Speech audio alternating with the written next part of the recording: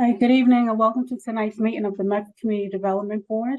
I'll call the meeting to order. Let's begin with some obligatory procedural matters first.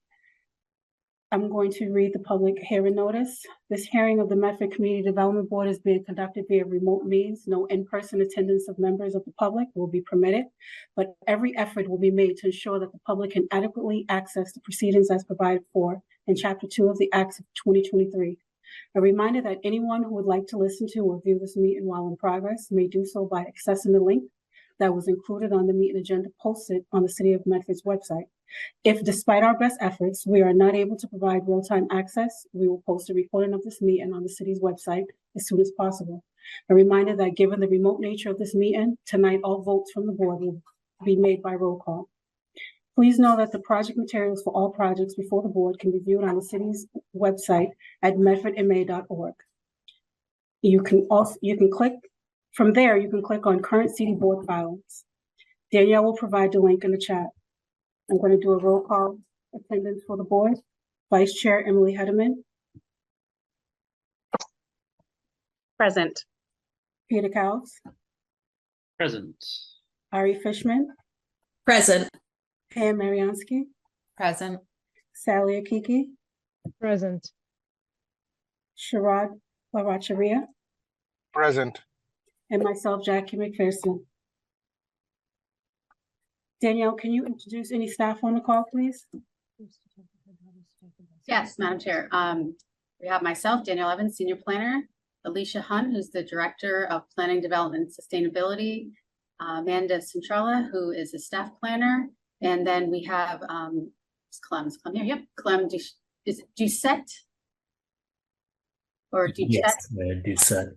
Doucette, a graduate student intern in Planning, Development, and Sustainability. I believe that's everyone. Thank you. All right, so our first item on the agenda for today is a special permit drive-through use for 3850 Mystic Valley Parkway, Bank of America. It was continued from 9/20/23.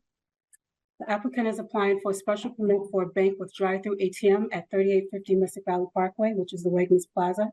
The special permit granting authority is the City Council, and it has been referred to the City Board for the Board's recommendation on the matter.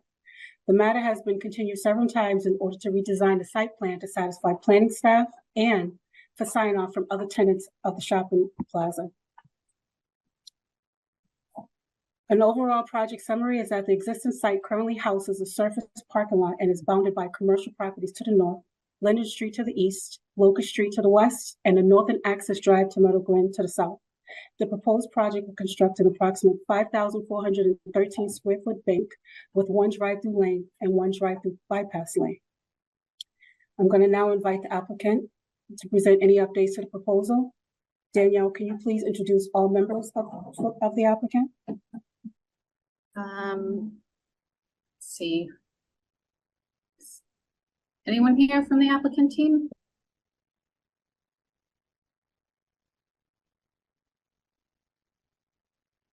Are folks able to unmute themselves? If see, I don't see. They should have permissions to do that, yes. To unmute themselves, usually the applicant team would raise their hand. I can confirm that we can unmute ourselves, but I am not with the applicant team. Okay. I'm trying to see if Eli. the names are jumping out at me. Maybe they are not here yet. Let's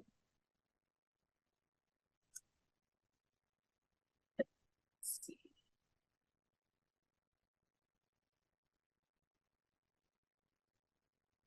Do we want to table this and then move to the next item?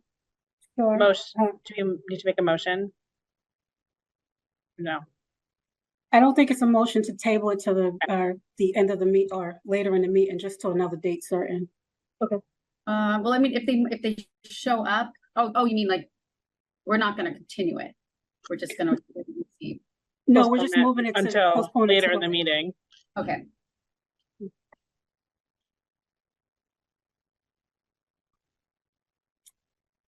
Okay, We're gonna go to the next item on our agenda, which is 590 Boston Ave Site Plan Review Amendment. The applicant is applying for an amendment to the previously approved site plan, special permit, and variances for the construction of a mixed-use building that will contain 45 residential units and approximately 1,464 square feet of retail space with parking at grade located at the property 590 Boston Ave, Medford, Mass. 02155. The original project was approved by the Zoning Board of Appeals in July 2021, but the design has been slightly revised. The applicant is invited to present to the board. Danielle, can you please introduce the applicant?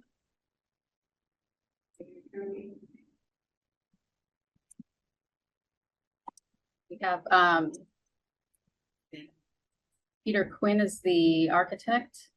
I believe Attorney Baroni is representing the applicant team. Unmute.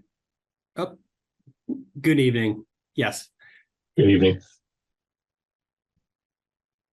Oh, good evening, Madam Chair, members of the board. My name is Michael Barone Jr. I'm an attorney with Roberto Israel and Weiner with offices at 255 State Street in Boston.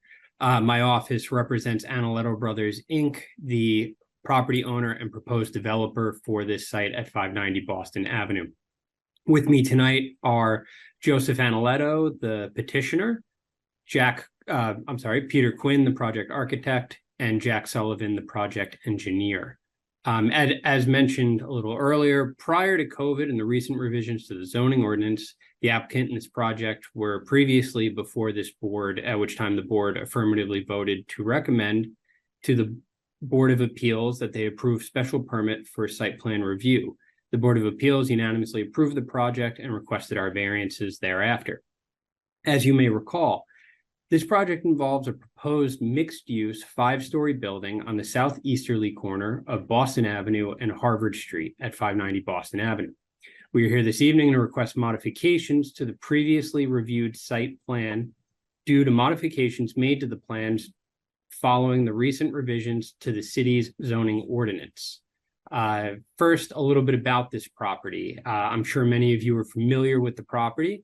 It's currently operated as Titan Gas and Car Wash. It's been owned and operated by the petitioner, Joseph Analetto, and has been run by his family for the past several decades. The premises is situated on a rectangular lot in the industrial zoning district just north of the Green Line Extension Ball Square Station. The premises is subject to an easement for the benefit of the MBTA along the Green Line extension line, and another easement for the benefit of the city of Medford for maintaining a retaining wall along Harvard Street right at the underpass below the MBTA line.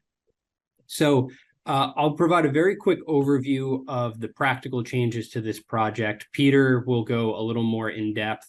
But generally speaking, this project was reconfigured as a result of the recent revisions to the zoning ordinance. So to that effect, we've decreased the total gross floor area, we've reduced lot coverage, we've reduced the height, we've increased the retail space, increased the number of residential units from 40 to 45, and reconfigured that allocation of studios, 1 bedrooms and 2 bedrooms. We've added 2 additional bike spacings, and we actually removed 6 parking spaces to make us now compliant with the ordinance. Of particular note, and one of the big impetuses for this project's modification, is we've actually removed the below grade parking and moved the parking back up to grade. So in doing so, it's allowed us to remove several retaining walls that were along the southerly lot line. It allowed us to remove a retaining wall along the Green Line extension. It's also allowed us to relocate the drainage system, and it's also allowed us to reconfigure the entrance aisle, permitting 2-way traffic and a 24-foot wide traffic aisle. So in light of these revisions and the revisions to the zoning ordinance, we do require some modifications to our variances as well. So I will briefly run through those modifications just so the board's familiar. I don't want to spend too much time, but 3 variances that were obtained by the Board of Appeals back in 2021 have now been rendered moot as a result of compliance with the code. And to that effect, we have the rear yard is now compliant, our parking setback to the lot line is now compliant, and our off-street parking is now compliant. We've also reduced non-compliance. So we have 6 variances that were granted that now will still be required, but we can say affirmatively that our non-conformity is has been decreased. So to that effect, landscaped open space, we have decreased that variance required. Usable open space has been increased, but the relief needed has been decreased. We have decreased the non-compliance of our front yard. Our side yard along Harvard Street has been slightly decreased. Our max height has been reduced, therefore shrinking our variance there, and our lot coverage has also been reduced. Now, as a result of the modifications, we will be seeking three variances, that one of which is a modification, 2 of which will be quote unquote new variances. And I say quote unquote because one was a side yard variance that was requested back in 2020, but for whatever reason never made it onto the decision. So that will be a side yard variance. Fortunately, we are now only seeking a 1.2 foot variance. The original request was upwards of 23.5 feet. For the parking setback, we originally needed a variance for parking setback from the lot line and did not require one for parking setback from the structure. As you may be aware, multifamily requires that parking spaces be at least 6 feet from the structure. In this case, we are seeking a variance to permit our parking spaces within 6 feet of the structure.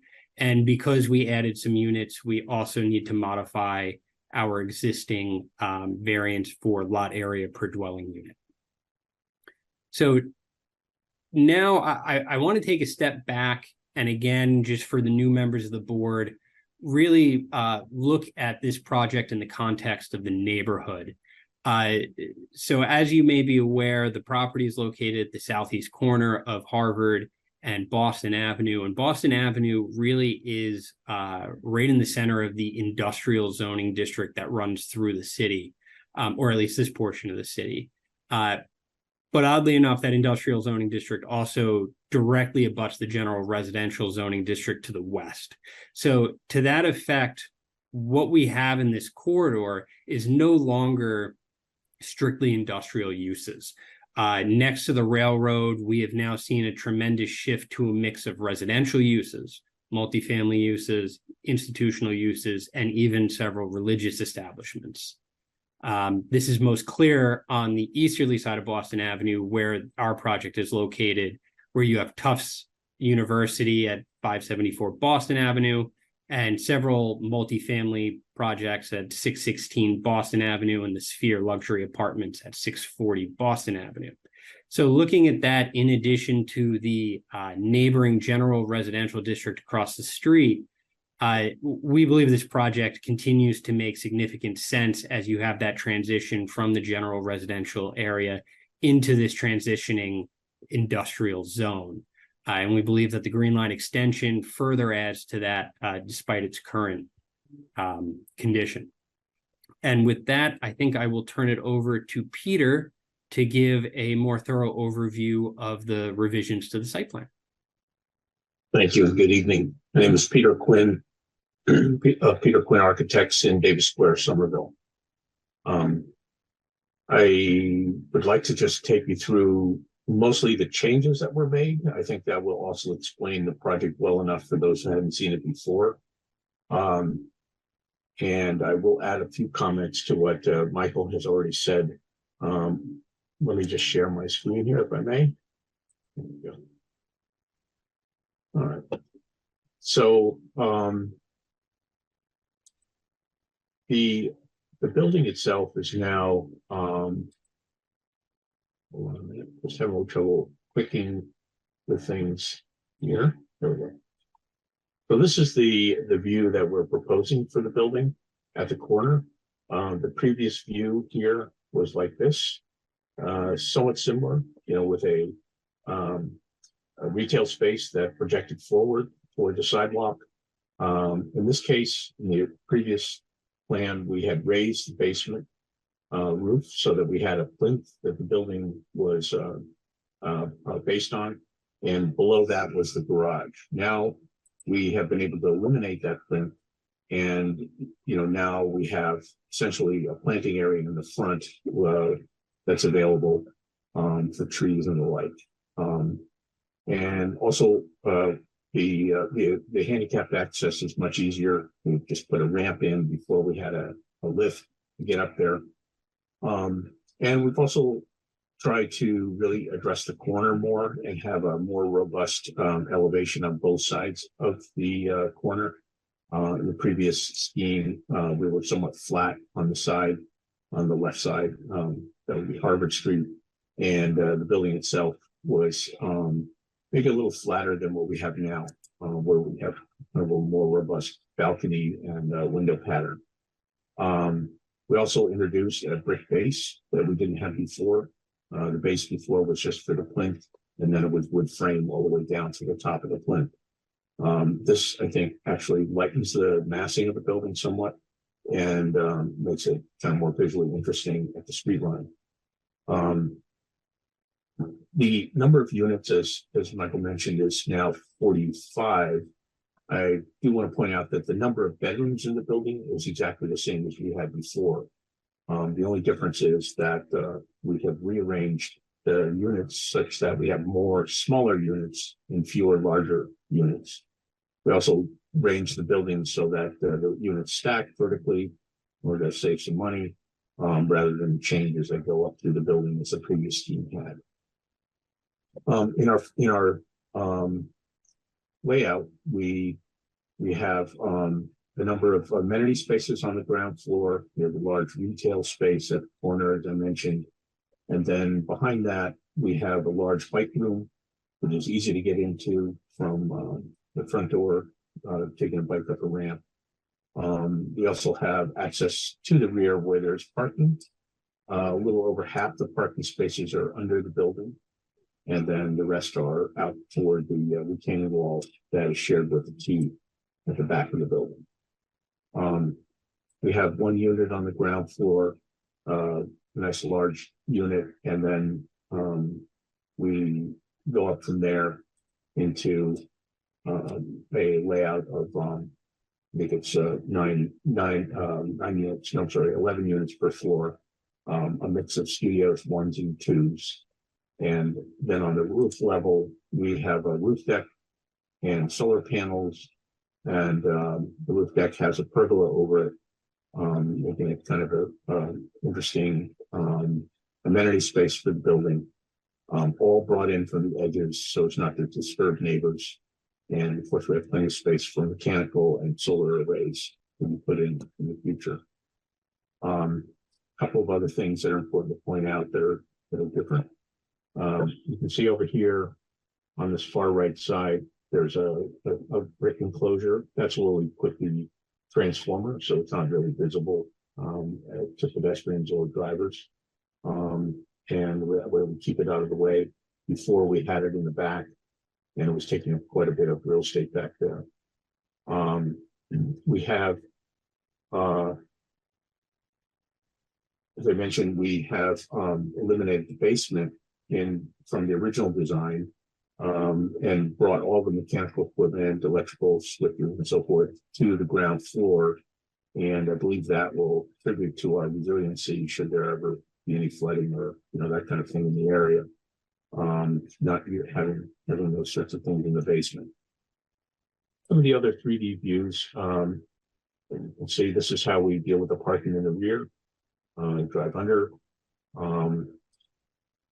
Another view here. This is a corner view away from the corner view. And the small brick structure in the front is the transformer. You can see the ramp going up to the front door.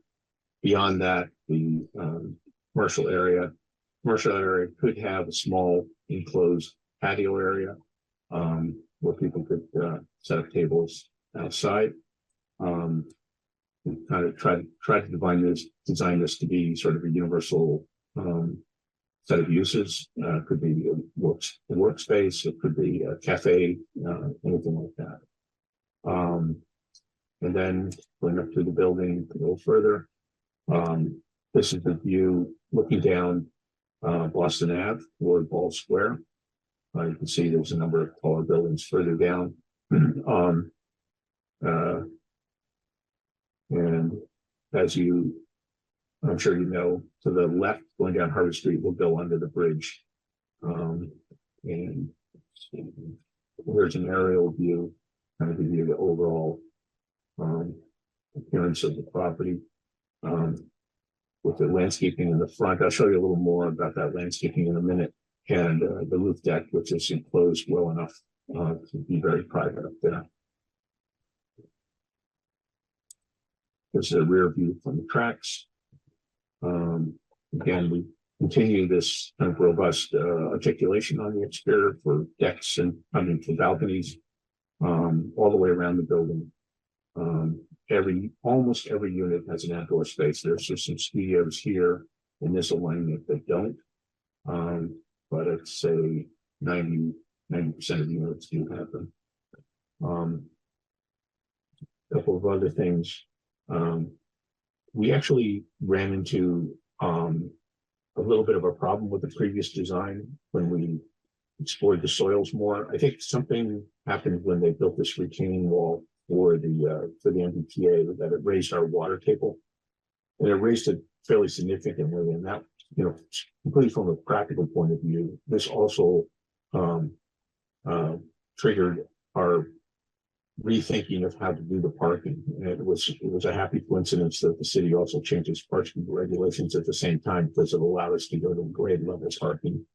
Whereas we were seriously wondering whether we could proceed with the project, given the water table issues that arose after the wall was built.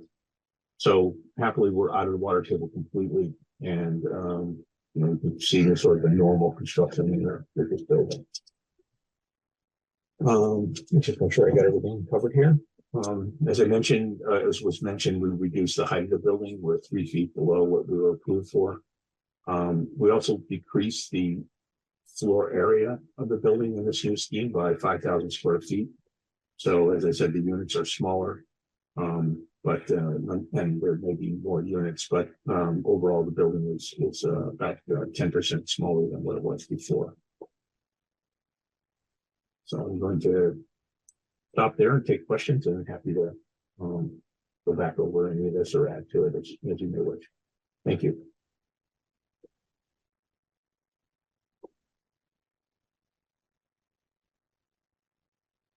Oh, I meant to just add the landscaping if I could, just for a second. So in the front of the building, we had very little landscaping before. This is the plan done by Verdant for us. We are now able to get a nice garden in the very front of the building with 4 red buds and a lot of perennials and shrubs in this area. So that's just something that was a new feature, and it was part of our attempt to increase landscape area and open space. Thank you. Also Thank with me is Jack Sullivan. If any questions that people have about the civil site plan and drainage and so forth. Back to you, Madam Chair.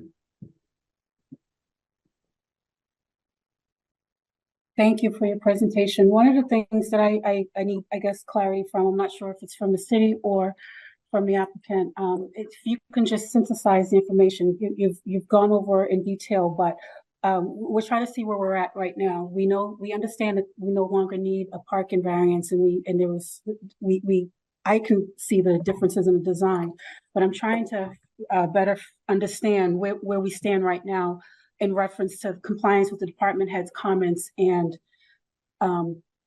I guess, in the variances, if the city can pretty much point that out. I know that this was approved previously in 2020 with lots of conditions, but I'm having a hard time synthesizing all the information as you're presenting. So if someone can just give us a high level overview of exactly what variances that we're looking at right now and how far they are from compliance with the department heads, that would help.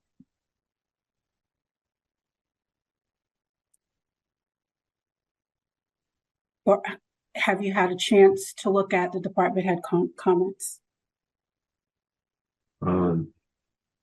Michael, you want me to answer that? Yes, Okay. if you Yeah. could, Peter, thank you. Yeah, sure.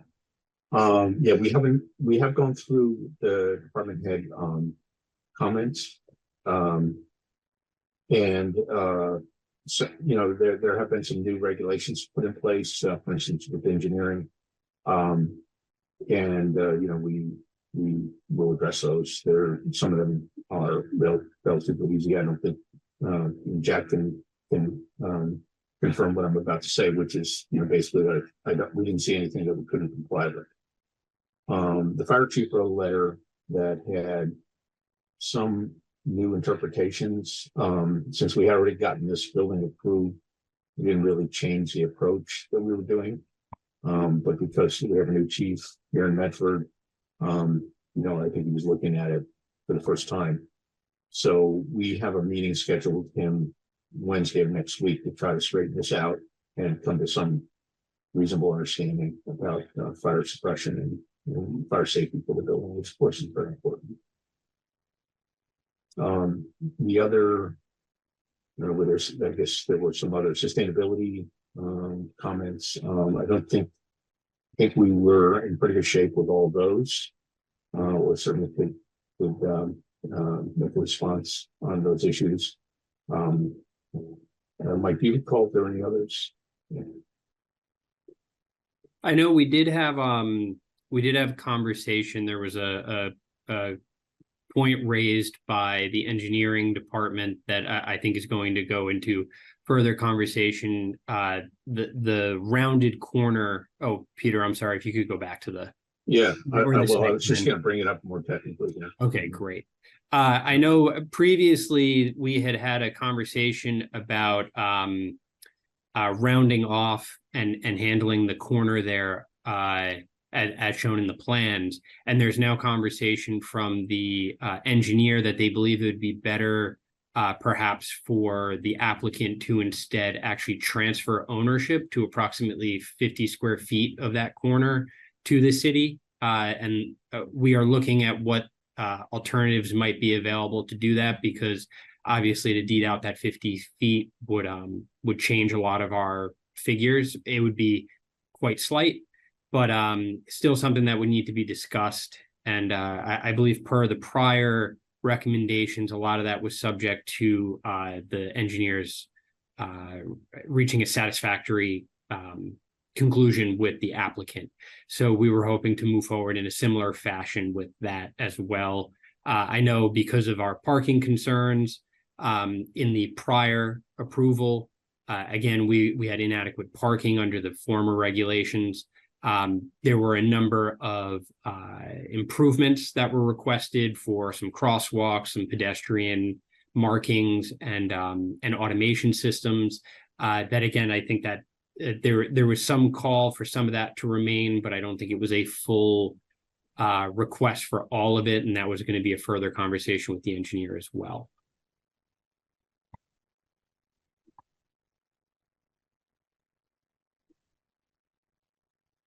So, I would, in summary, to the chair, I don't think there's anything that we came across that would put us in, a new variance or any deeper into a variance than we already have. I think, all the issues that are there can be resolved one way or the other. Thank you so much for your clarification. I'm going to ask the city if you have any comments or if you want to add anything to better help the public and the board.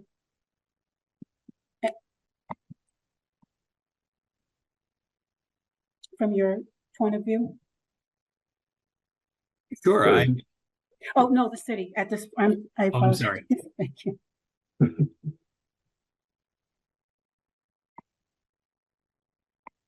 Um.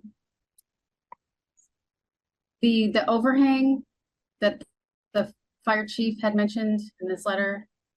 Yeah. Was it addressed? That's something I have to talk to them about. That overhang was there originally.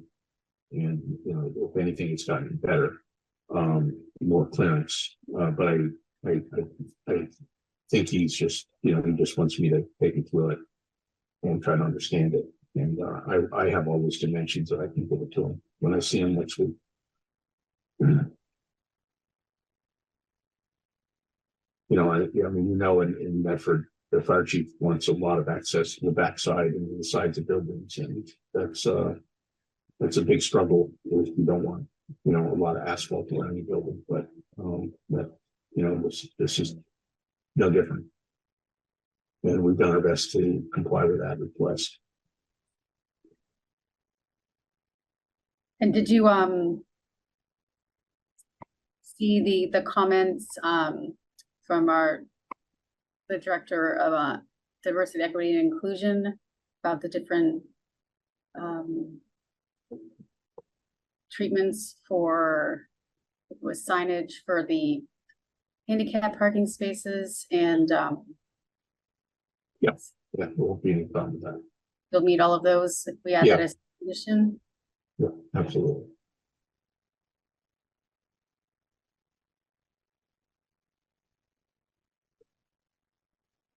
With the signage, we usually go through the whole building and develop a signage matrix and engage a signage company to do all of that in proper, you know, manner for compliance with the ADA, including, you know, wayfinding signs for, you know, in text, font, and in braille. Yeah. There was some latches for doorways and gates. Yep. All of that. Yeah. We're aware of all that. There's no, I mean, if you want to make that a condition, certainly no problem with that at all. Yeah, I believe we'd be recommending carrying forward all relevant conditions from the last approval, and then any new ones, you know, updated from Yeah. fire engineering and DEI. Yeah.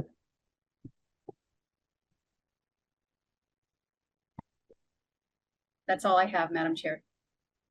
Thank you so much, Danielle. One of the questions I have for clarification, previously when this was approved by, there were conditions that we would recommend with at least 6 units being affordable. Is that still on the table, or has that been taken off?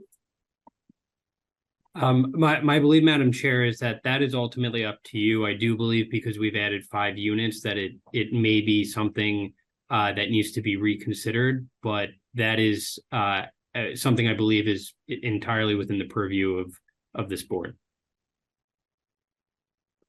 We're happy to. Oh, my apologies. Oh, go right ahead.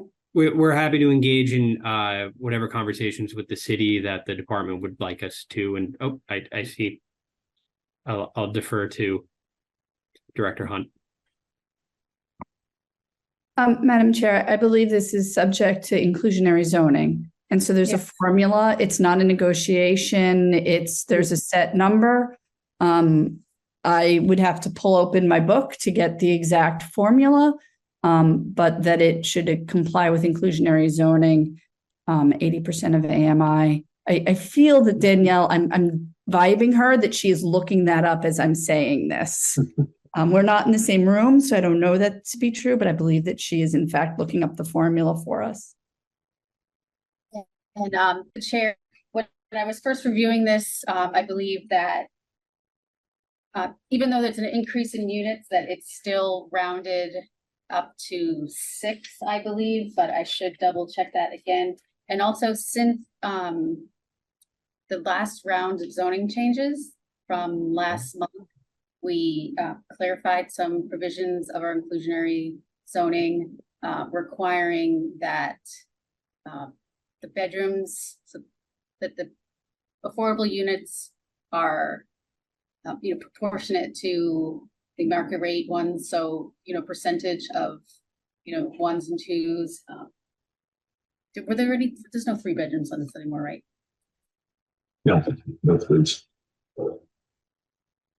And then that they're evenly dispersed. So these, did you say that these would be rentals or were they condos? I believe the plan at the moment is to have rentals, correct?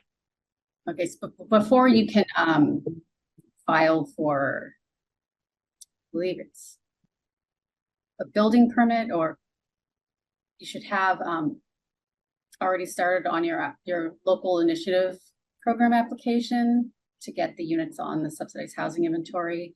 So you'll have to go through the process of an affirmative marketing plan,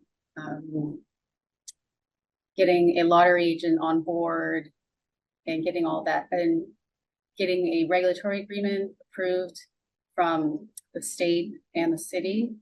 And so there's some lead time involved with that. So we want to make sure that you guys get a head start on that. So if there are rental units, we would have the units kind of picked out in the beginning, but they're floating. So say someone goes over income, you don't kick them out of the unit. The next available one would be designated as affordable. So they can move around a bit, but if they're condos, if they were to become condos, then it's a different application, a different process, and then they're fixed clearly. We'll confirm with the applicant and then be in touch with your office to coordinate all appropriate steps. Okay.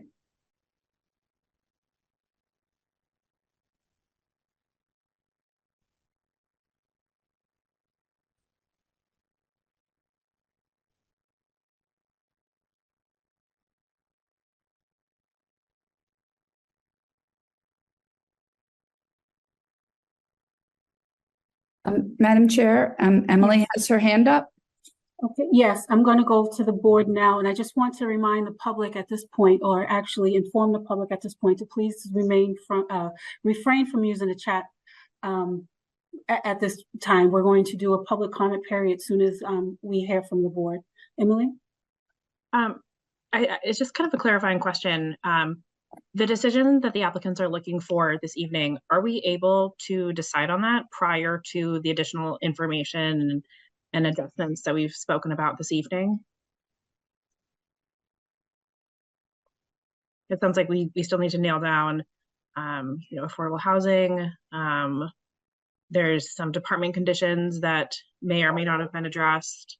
I understand we can condition some of these, but I just want to make sure we're kind of, doing right by the process, the applicant, and, everybody for this meeting. Yeah, and I think that's pretty much what I was trying to get a high level bullet point of, is what we hit and what we haven't, just to get it synthesized so that we can know.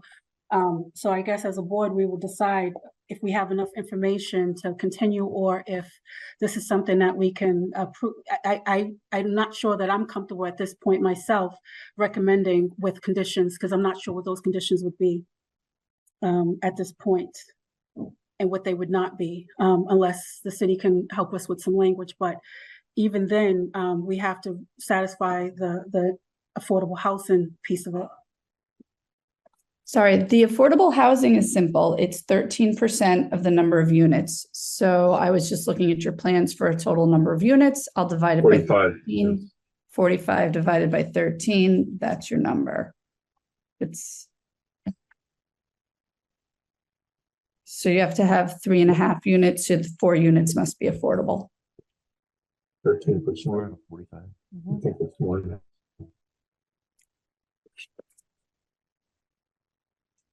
It's 6. Say we're happy to have more than that affordable. I just gave away the plan. Yes, by multiplying 45 units by 0.13, we end up at 5.85. So I think that keeps us at 6 units, which was the prior approval as well, or the prior recommendation as well. Yes, 6 Sorry, units. I don't do math very well. But she went to MIT, so how many can admit to that? Uh-oh. Do math well. Peter? Peter? Yes, Peter Kals, sorry. oh, sorry. I apologize. Thank you, Jackie. Yes, I just wanted to inject my 2 cents into this. I mean, I'm trying to, as with what Jackie and Emily have said, I'm trying to understand what we need to be able to approve or not approve or continue this project. I think is my understanding that we could condition an approval subject to department comments. And it seems that the process stuff for affordable housing is just kind of like it's gonna happen anyway. So it's not really something, at least in my understanding, that we need to wait around for. It's just part of the process. It's going to happen whenever it happens, and it's not something we need to wait for that to happen. That's just going to happen.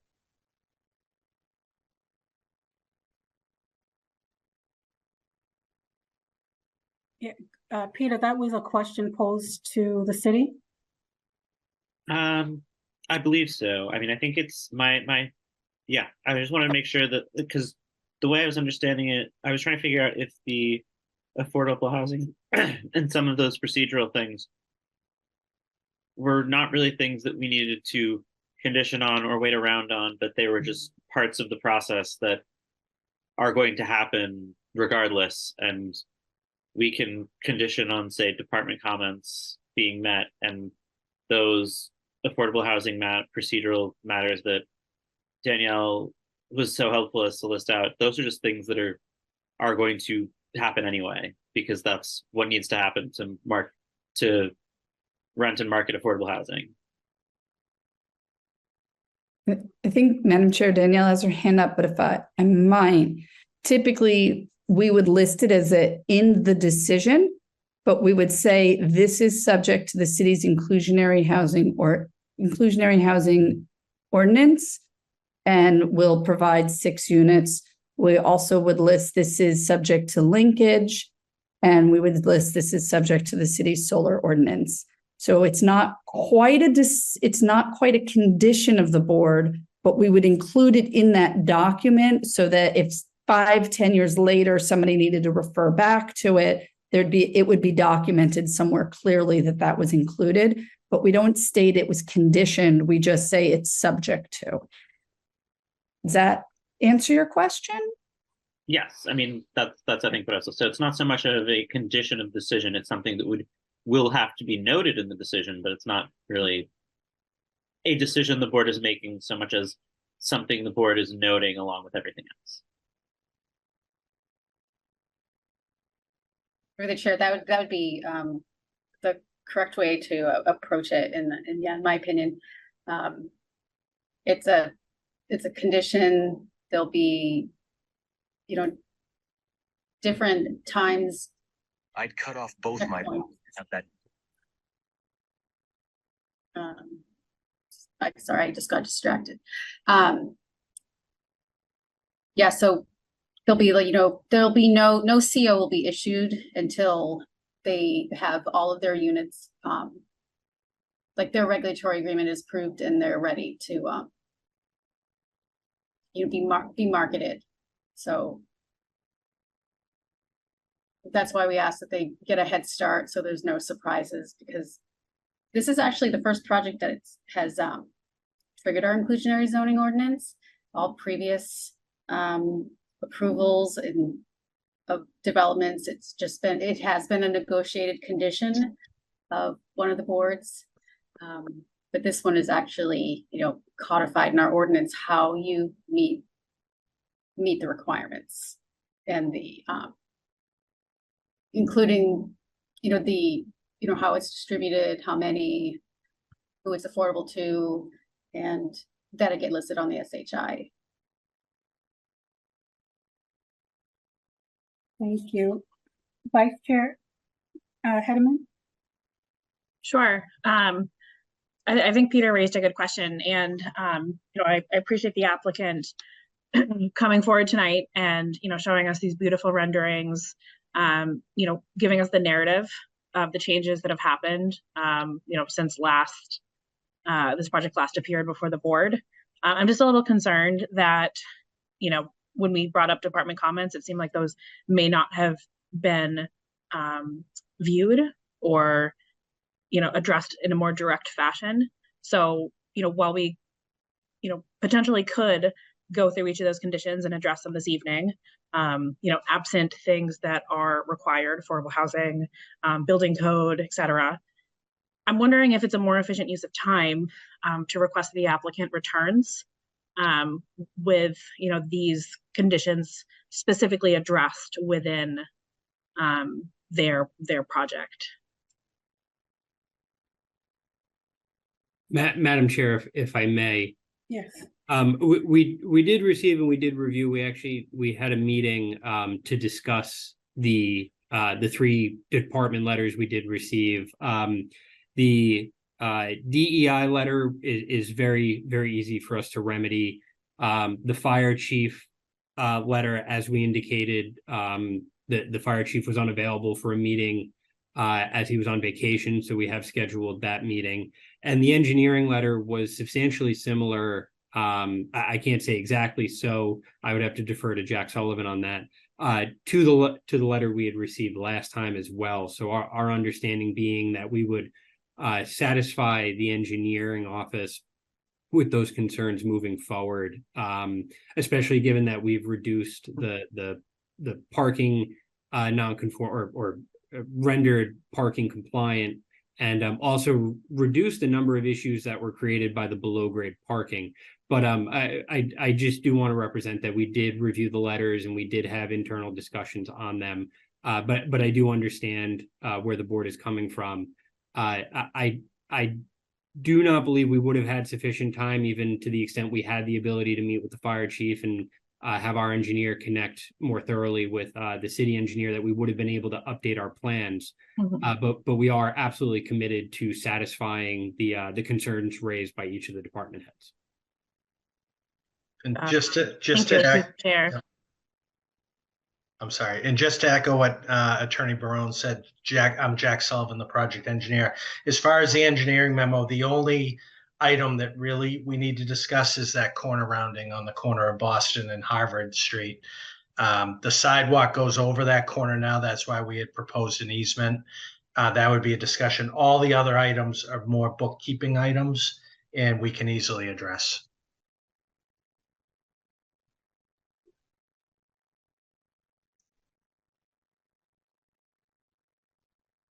That's it on my end. Thank you. And I have Sally Akiki. Yeah, I have 2 questions. The first is, what measures are in place to address the traffic safety concerns coming in and out of the building, especially that the streets are busy? And then the next question is in regards to the commercial area. Is there a designated drop-off, pickup area? How are we dealing with it? Sure. So with the traffic situation, we do have one egress and ingress, which is shown on the right side of the plan. We set that as far back from the corner as possible for the purpose of allowing for adequate ingress and egress. And that is a full 24 wide drive aisle. So we do have a full 2-way traffic ability to pull up, check both directions. Fortunately, we are on the side where traffic is, we're not going to be crossing traffic to necessarily head into town. But the point is well understood. And we do know that there were some requests in the engineering letter relative to some improvements being made to crosswalks, an additional crosswalk. They also requested certain signage. And also one thing I do want to note was that the update to our traffic study did indicate that we should have a decrease in trips, if I recall correctly, but allow me to confirm that before I make that firm statement. but we did try to mitigate any traffic concerns as much as possible, again, by setting our ingress and egress as wide as we could in the location that we did, and setting our overhang back a little closer to the building than it previously was. Now we won't be coming up a ramp, fortunately, into a blind entrance. Here we'll have a better gauge of I should say motorists will have a better gauge of traffic on the sidewalk as well as traffic in the street, and have adequate time to stop, as will pedestrians have better sight line of the vehicles. As far as the commercial space goes, I do not know if we have designated drop-off. I think our primary concern here was that we did have space both along Boston Avenue as well as Harvard Street to allow for drop-off. But as mentioned, we do have significant bike parking and means for pedestrian and bicyclists to access the facility as well.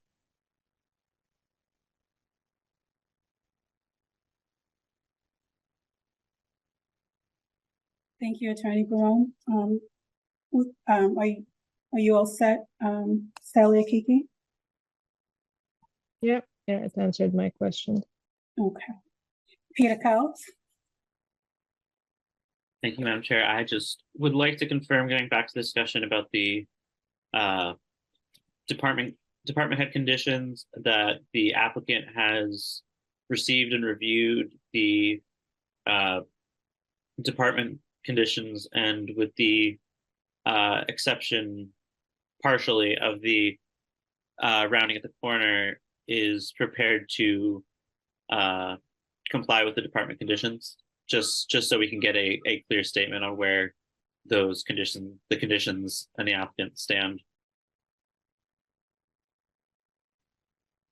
I will defer to Jack on that. Yeah, so as far as the engineering memo dated September 20th, we will comply with all the recommendations from the city engineer. As I said, item number 1 on the rounding, we'll have to have some discussion on that. We'd like to give an easement, because in that case, we don't change the overall lot area, as Attorney Barone stated, since some of the dimensional requirements, even though they'd be slightly adjusted, they would be adjusted. But we do want to give a right to that rounding to the city. We're hoping to do that in the form of an easement, but there'll have to be some discussion on that. But all the other items we're amenable to. Okay, great. Thank you. Just wanted to make that clear. And Madam Chair, if I may as well, back to Board Member Akiki's question relative to traffic. In the transportation comments to the engineer letter, there is reference here that due to a change in standards for estimating trips, that our traffic study did correctly estimate that trips would actually decrease compared to the prior proposal. Thank you, Attorney Barone. Board Member Sharad Baracharia?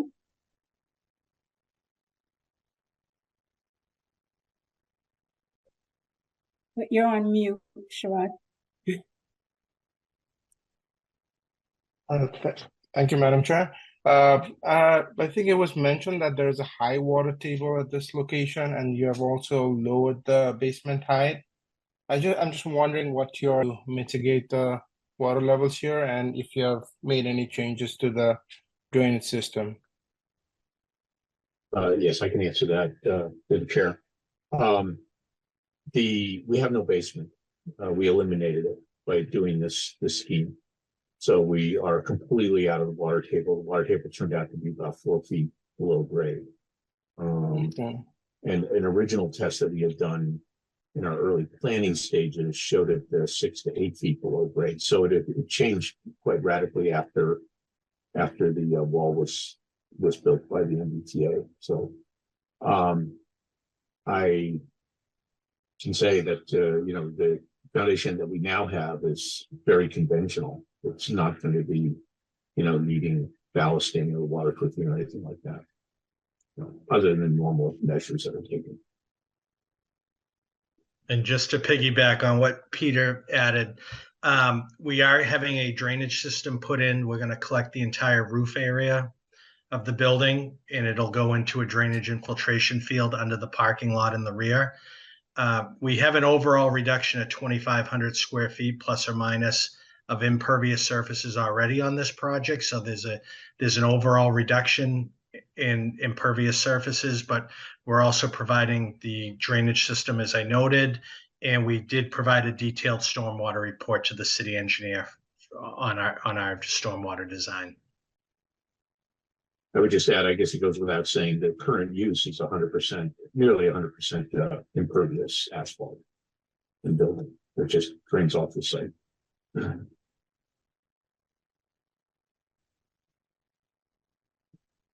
Okay, thank you.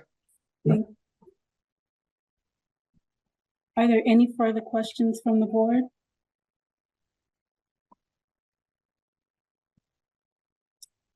Okay, I'm going to open up the public comment period. I see that there was some activity in the chat, but we're unable to use that. Those who wish to provide comments can use the raise hand feature or message Danielle in the comments. You can also send an email to ocd@medford-ma.gov. Individuals may have up to 2 minutes to provide comments. Before providing your comments, please state your name and address for the record. Just another reminder to all meeting participants to please refrain from using the chat function to provide comments, as it is not part of the public record. However, if a participant is having audio or other technical difficulties, this may be entered into the chat to alert myself and city staff. Danielle, can you please manage the public comment queue and read any previously sent emails or letters? Yes, I don't believe that we received written comment on this proposed amendment. If there's anybody on the meeting right now that wishes to comment, could you use the raise hand function? Scrolling, there's a lot of attendees right now, so I'm trying to scroll through and see if there's anyone that wishes to comment. Again, I did see some comments in the chat. There's Patricia Berry, visitor parking for the building, handicap parking for building, entrance and exit issues from parking area and flow into busy Boston Ave traffic with lights at corner.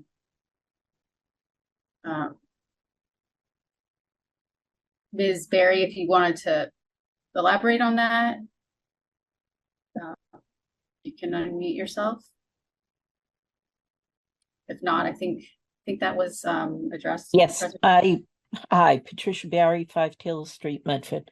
I guess my concerns are, having lived in Medford all my life and off of Boston Ave, and do frequent this part of Boston Ave periodically.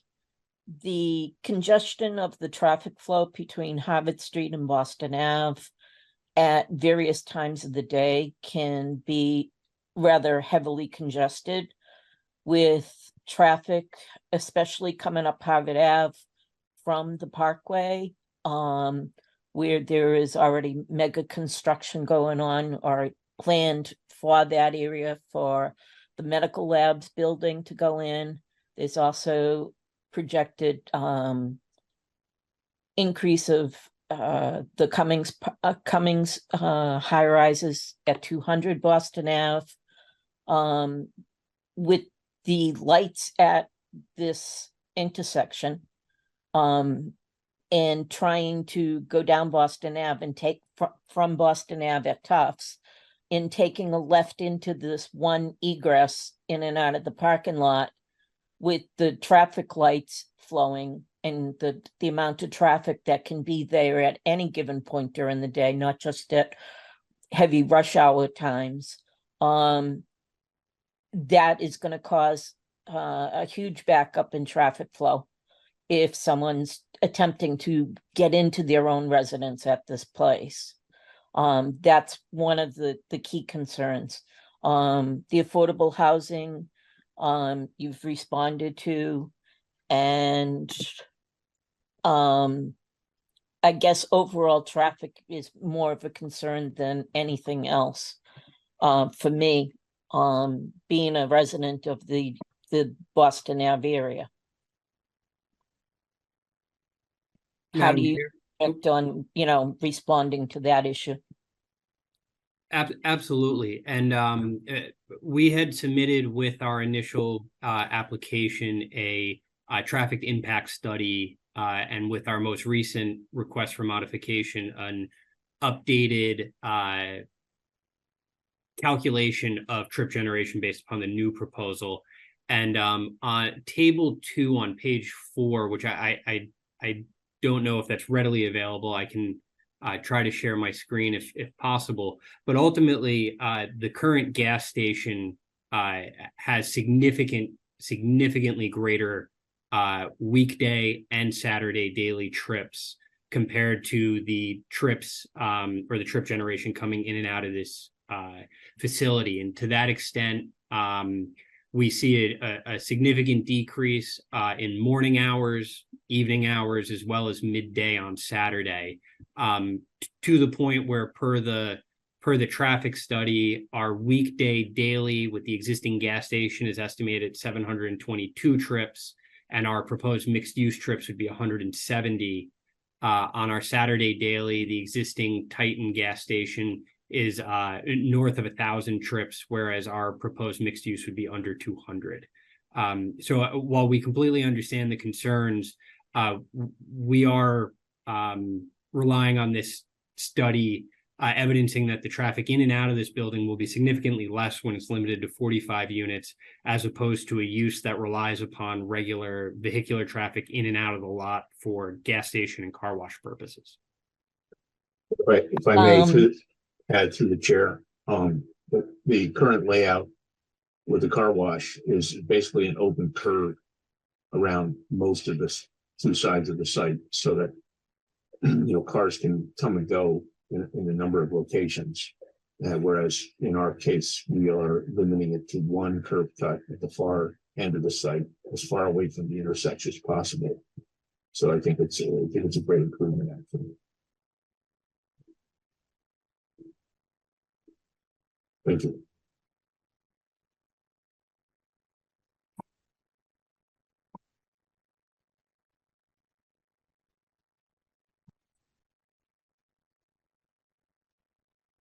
Madam Ms. I was Barry, gonna say, Chair, you're waiting for more public comment. yeah, I just want to make sure Ms. Barry was all set. I know there was another question regarding handicap accessibility that was not included in the DEI's letter. Ms. Barry, are you okay with Yes, that? how much, well, one more in regards to the parking. Is there enough substantial visitor parking allocated in the residential area? Are people expect to ride their bikes to visit people in these units, or to depend upon the Green Line usage? So we provided the amount of parking that was required by the code. And when we first approached or first appeared before this board back in 2020, before there was the change in the code, we'd actually provided more parking that was not actually adequate for the current regulations at that time. And at that time, there were concerns among the board, and they were voiced as well at the zoning board, that even the parking that was required was going to be too much, and the amount that we provided would potentially be more than was necessary. So with that in mind, we did rely heavily on the Green Line extension, pedestrian and bicycle traffic, and then met the required amount of parking under the ordinance. So whether all of those spots are used by residents or some of them are used by visitors is less so within our purview, and more just us complying with what the city is requesting, as well as I mentioned, providing a significant amount of bicycle parking. Can someone enlighten me as to what is the city standard as to visitor per unit expectation?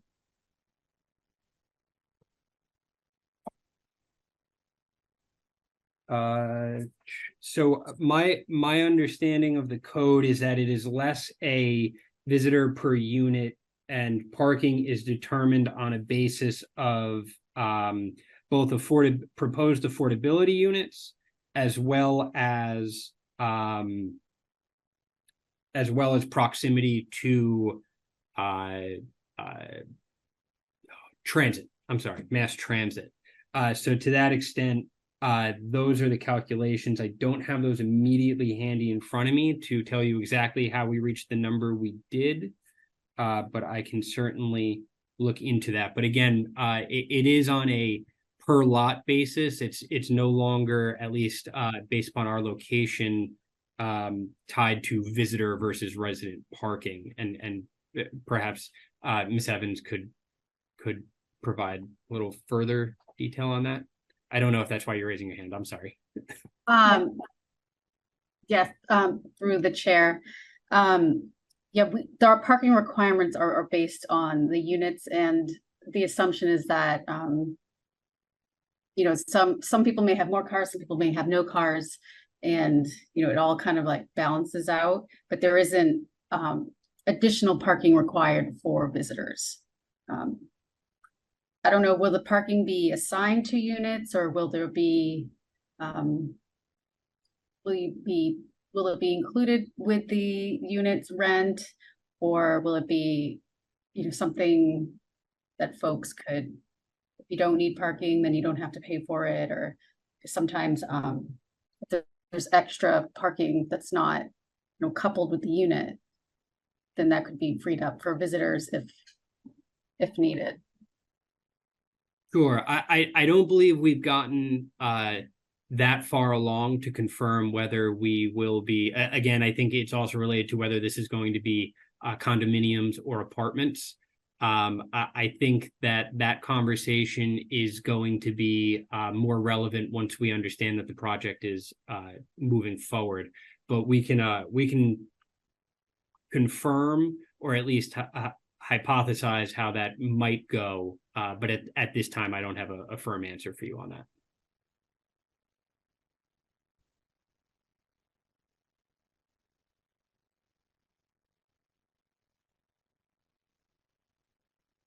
Thank you, Attorney Broom. You're welcome. Danielle, do you see any other public comments, or Ms. Berry, are you all set? I do not see any additional folks with raised hands or anything in the chat. Okay, I'm going to close the public comment period and come back to the board at this time to see if there's any other clarifying questions, or if there's anything that you want to ask of the city or of the applicant. Any members of the board? Yes, me. Hi, sorry, I can't see. Ari Fishman. Hi, Ari, sorry. Yep. Go right ahead.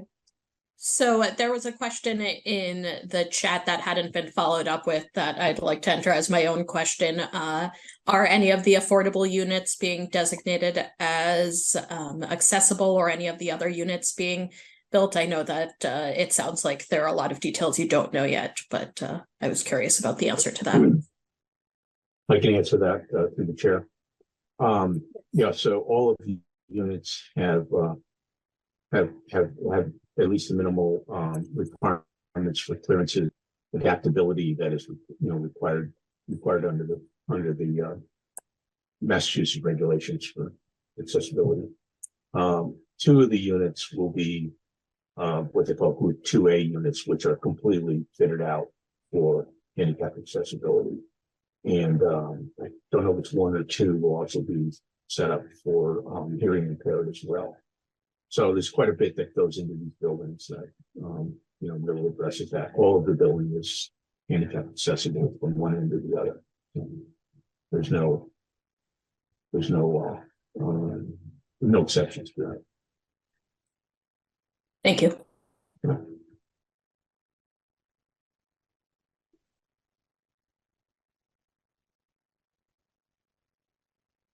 And to get the see where the board is at now for deliberations, are you all comfortable with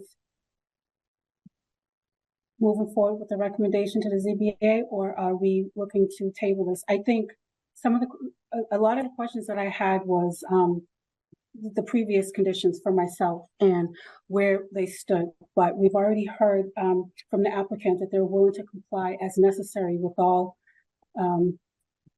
department head comments, and then the process of affordability I can be handled with so I'm confident in handling that with the city, but I want to know what other board members are feeling at this time. think Go ahead, Peter. I'm sorry, Mr. Quinn, I think, are you sharing your screen? If you can stop sharing, All right. Done. thank you so much. Thank you.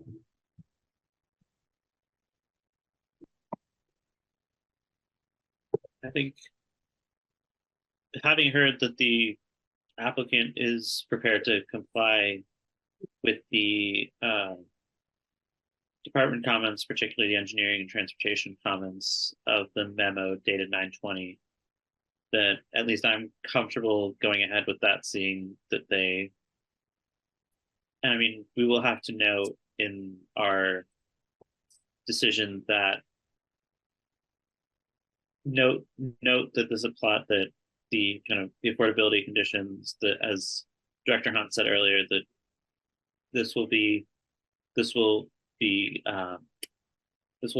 linkage will apply to this and so on and so forth.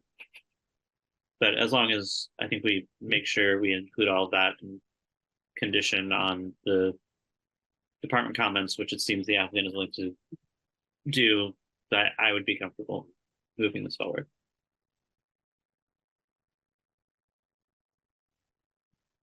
As am I. Yeah, me too, Sally. Okay, so because we're making advisory recommendations, I guess at this point, I want to be clear, Danielle, we are going with the previous conditions as well as a couple of new conditions, correct? If the city wants to help us get this language proper so that someone can, and then Peter, are you able to capture conditions? I'm working on that right now. Okay. Yeah, so I know that some of the original conditions, some may not be relevant. But I know we wanted to keep the traffic mitigation conditions from the previous approval, as well as the additional condition that Director Blake had added about the, sorry, I usually have more than one screen, so I'm struggling here, toggling between different tabs. So in your meeting packet, there was the previous recommendation from your board dated June 22nd, 2020, which had the additional conditions about purchase and install countdown pedestrian signals. Let's see, solar installation. Yep. And then that the proponent at this point, number 3, may be mute because the proponent should work with the city engineer to provide the additional information. At this point, it's working with the city engineer as well as the fire chief. But I thought that was all encompassing with number 4, which is compliance with recommendations to the satisfaction of each department.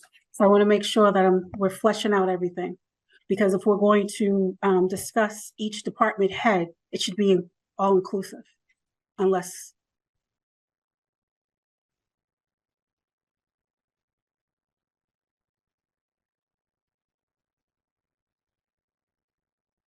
Yeah, I think we could, probably, strike 3. Because I think 4 is sufficient. And we can update those with the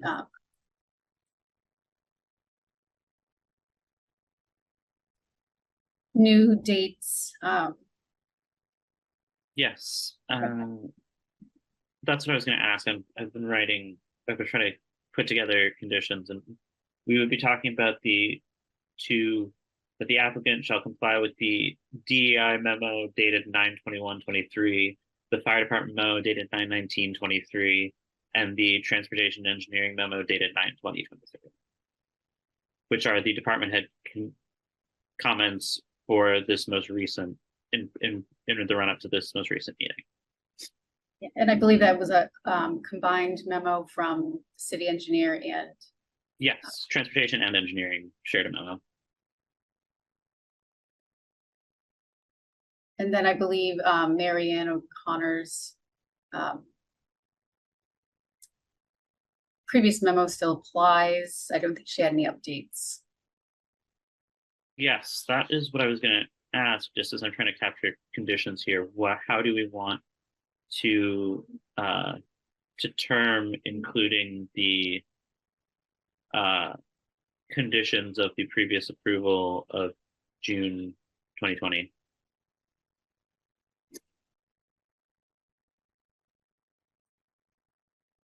Because I presume there are still some terms of that approval that we want to carry through, even if some other things have changed. Madam Chair, this is Director Hunt. I'm looking at the previous approval. It actually listed 4 items. So it's pretty straightforward. The first one is the incorporation of option R3 to purchase, install, countdown pedestrian signal heads for the intersection of Boston Avenue and Harvard Street from the engineering division's letter. I assume that particular item, you can just carry forward exactly as it's written. And then the item number 2 was installation of a solar energy system in compliance with the city's solar ordinance. That is one that I would actually say goes without saying. I would actually not include that as a condition. I would list that as the list of complying with the city's ordinances, including. And the third one was the proponent should work with the city engineer to provide the additional information requested in his letter of June 17th, since that's the piece that we believe is complete, right? They've worked with that. We have a new engineering letter.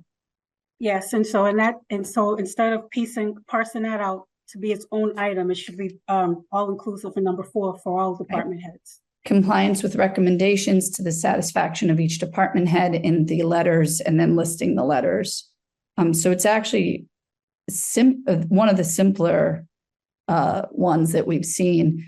With the countdown pedestrian signal head was the only thing that was called out that wasn't comply with the letters attached or with city ordinances.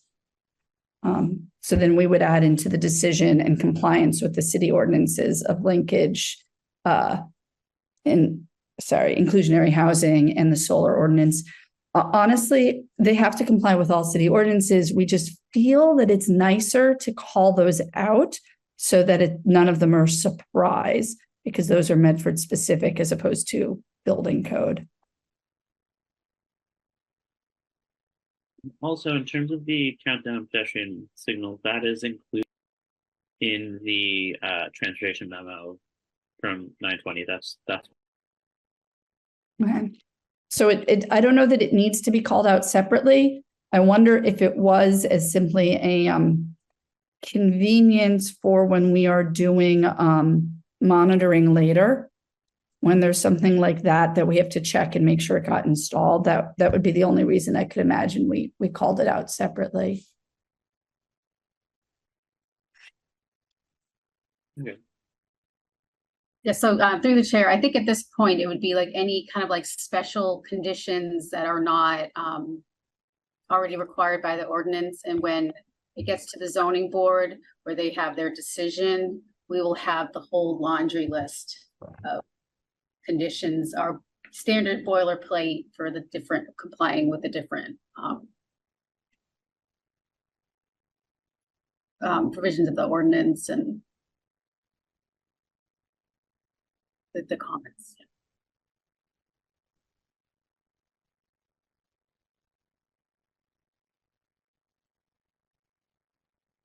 And so as far as that also covers inclusionary housing at this point. That was called out separately originally, but it should just be compliant with the city as necessary, because it's mandatory and not necessarily a condition.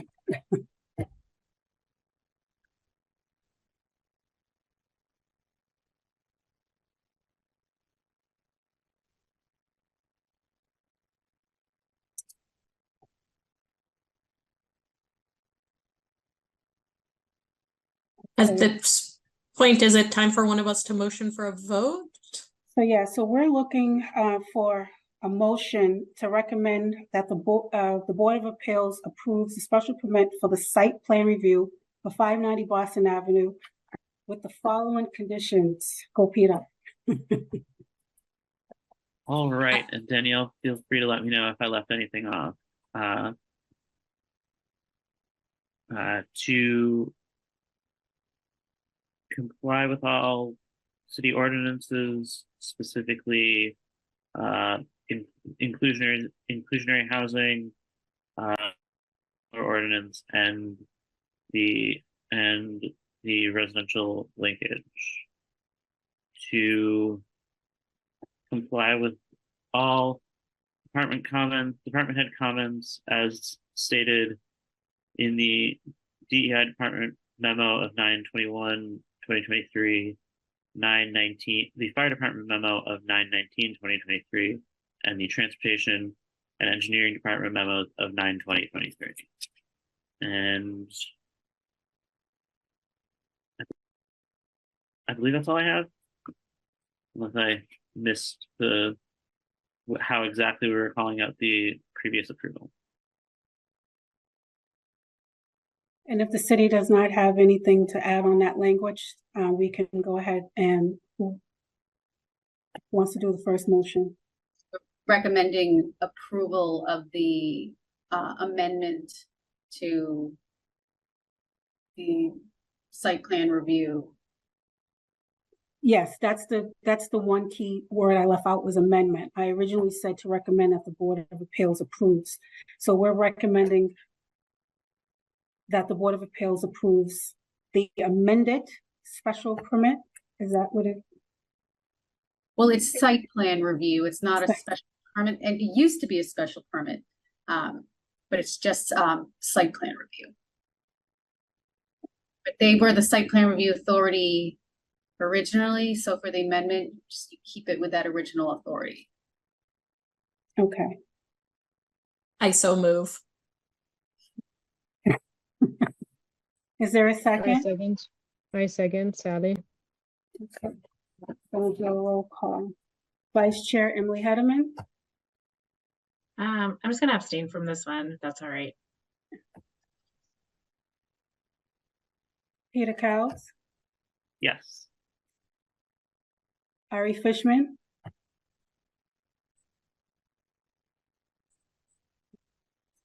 Ari froze up. Oh, yes. Can you hear me? Yes. Pam Mariansky, Yes. Sally Akiki, Yes. Sharad Baracharia, Yes. and myself, Jackie McPherson, I'm a yes. So that carries 6-1.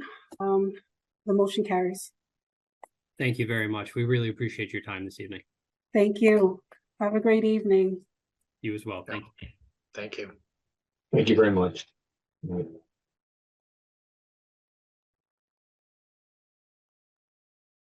All right, so our next item,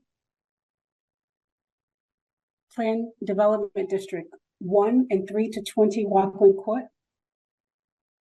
This is a public hearing, and I will read accordingly. The Medford Community Development Board shall conduct a public hearing on October 4th, 2023 at 6:30 p.m. via Zoom, remote video conferencing, relative to paper number 23-407, a petition by the Medford Housing Authority to amend zoning map, City of Medford, Mass, dated April 13th, 1965, as referenced in the Medford zoning ordinance, chapter 94-2.2. The amendment proposes to change the zoning district designation of the property 1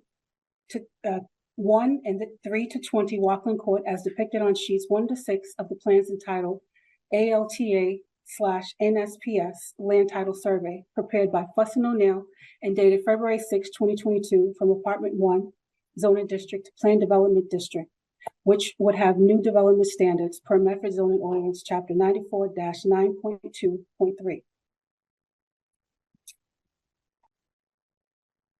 Danielle, do you want me to take it from here? You want me to keep going, or you want me to give an overview? Whatever pleases the board. I will say one of the, just of note, a subsequent public hearing on the same matter will be held on the Medford City Council on November 14th, 2023 at 7 p.m. in the Medford City Council chamber on the second floor of Medford City Hall, 85 George P. Hassett Drive, Medford, Mass, and via Zoom. A link to the public hearing will be posted no later than November 10th, 2023. Okay, Danielle, I apologize. Do you want to give a background of the PV, or I can, of where we're at in the process? Yeah, I'm just fighting with the tabs. Sorry for my delay. So to remind folks where we are in the process, as we've had, several PDDs coming through.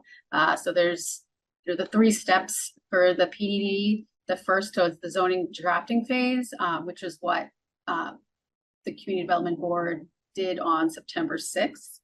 And where was the draft was presented to you all, which was developed with in conjunction with the applicant, city staff, and our legal counsel that we retained. And you all voted to submit that to the city council. And that went to them, and that starts the official statutory zoning amendment process.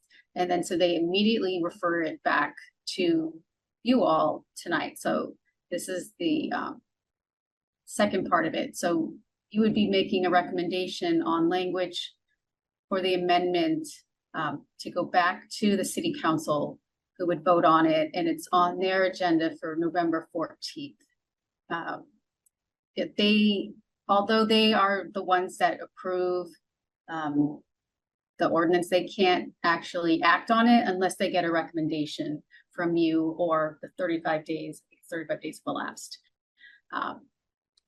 And if it is approved at city council, then that doesn't actually approve the project, that just approves the plan development district. And then they have a period of time, I believe it's 2 years, to apply for a plan development special permit to actually do the project. And the special permit granting authority is city council for that.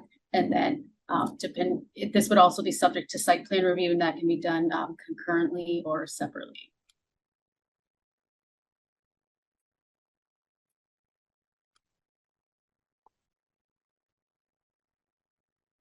Thank you, Danielle.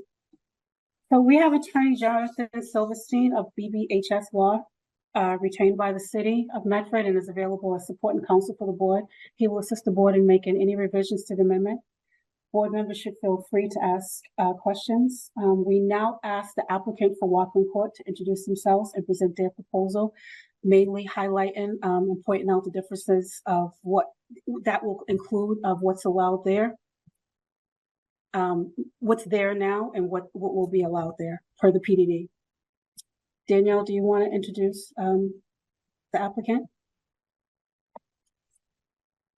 I believe, let's see who we have.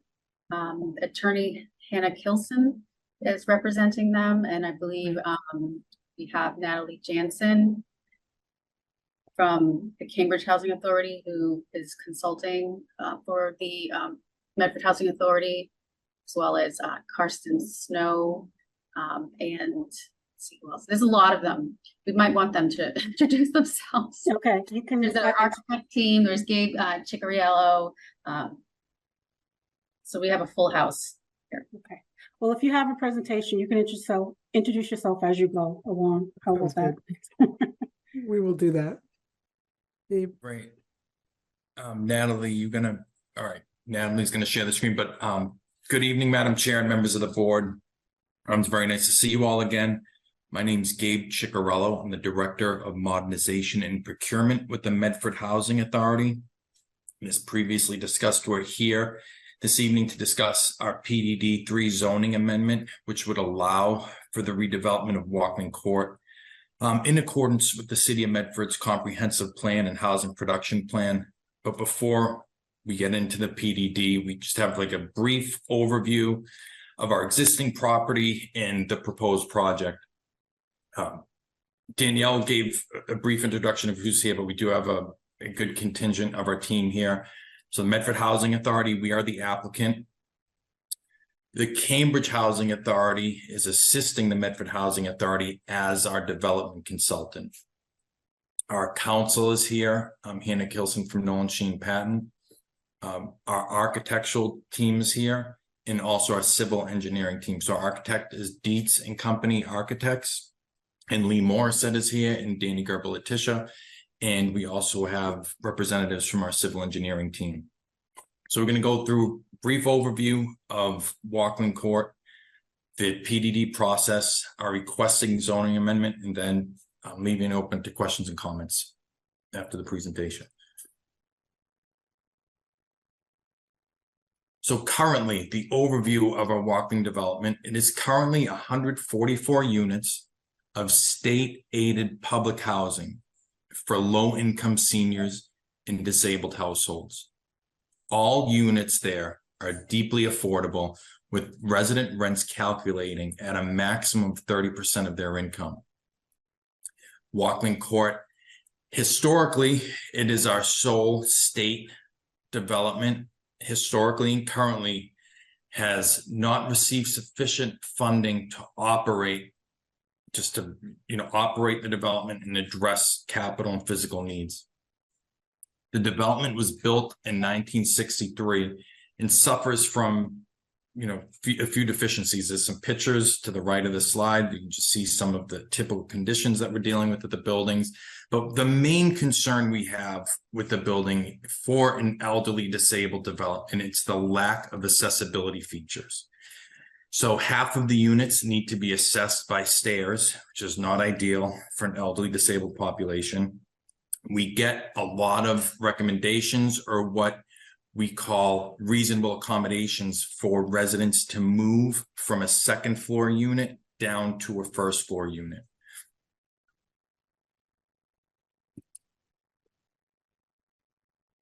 So this is a bird's eye view of the Walkland Court site. And it's a very interesting site. As you can see, there's a variety of things going on around its borders. To the west, you have commercial use with the Whole Foods and Starbucks. To the south of the site is the railroad tracks and an industrial zone, which has mid-rise buildings. They're like five stories or so.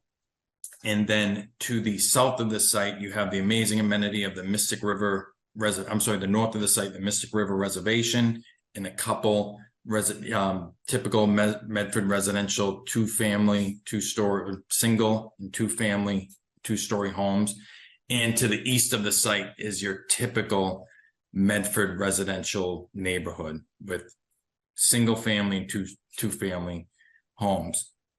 So to the top right is just a picture coming out of Walkland Court onto Auburn Street. So it just kind of shows you what's going on as you enter or exit Walkland Court. From that, there's currently two entrances to Walkland Court, one off of North Street and this one of Auburn Street. This is just showing a picture of the entrance from Auburn Street. And below is a picture from, this would be kind of from the North Street. There's a bridge over North Street. This is kind of a picture looking down to the left. As you can see, there's a commercial or industrial mid-rise buildings. And you can see our development. There's a couple of our, the two-story walk-up garden flat buildings to the right. And again, this is just across the fence To the west of the site is the Whole Foods parking lot and the commercial space.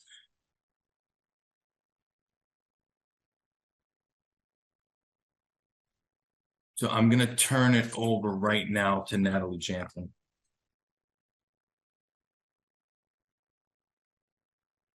I just want to just remind, as you go through, and I apologize for the interjection, is when you get to acronyms, if you can please just help the public and spell out any acronyms that may be used.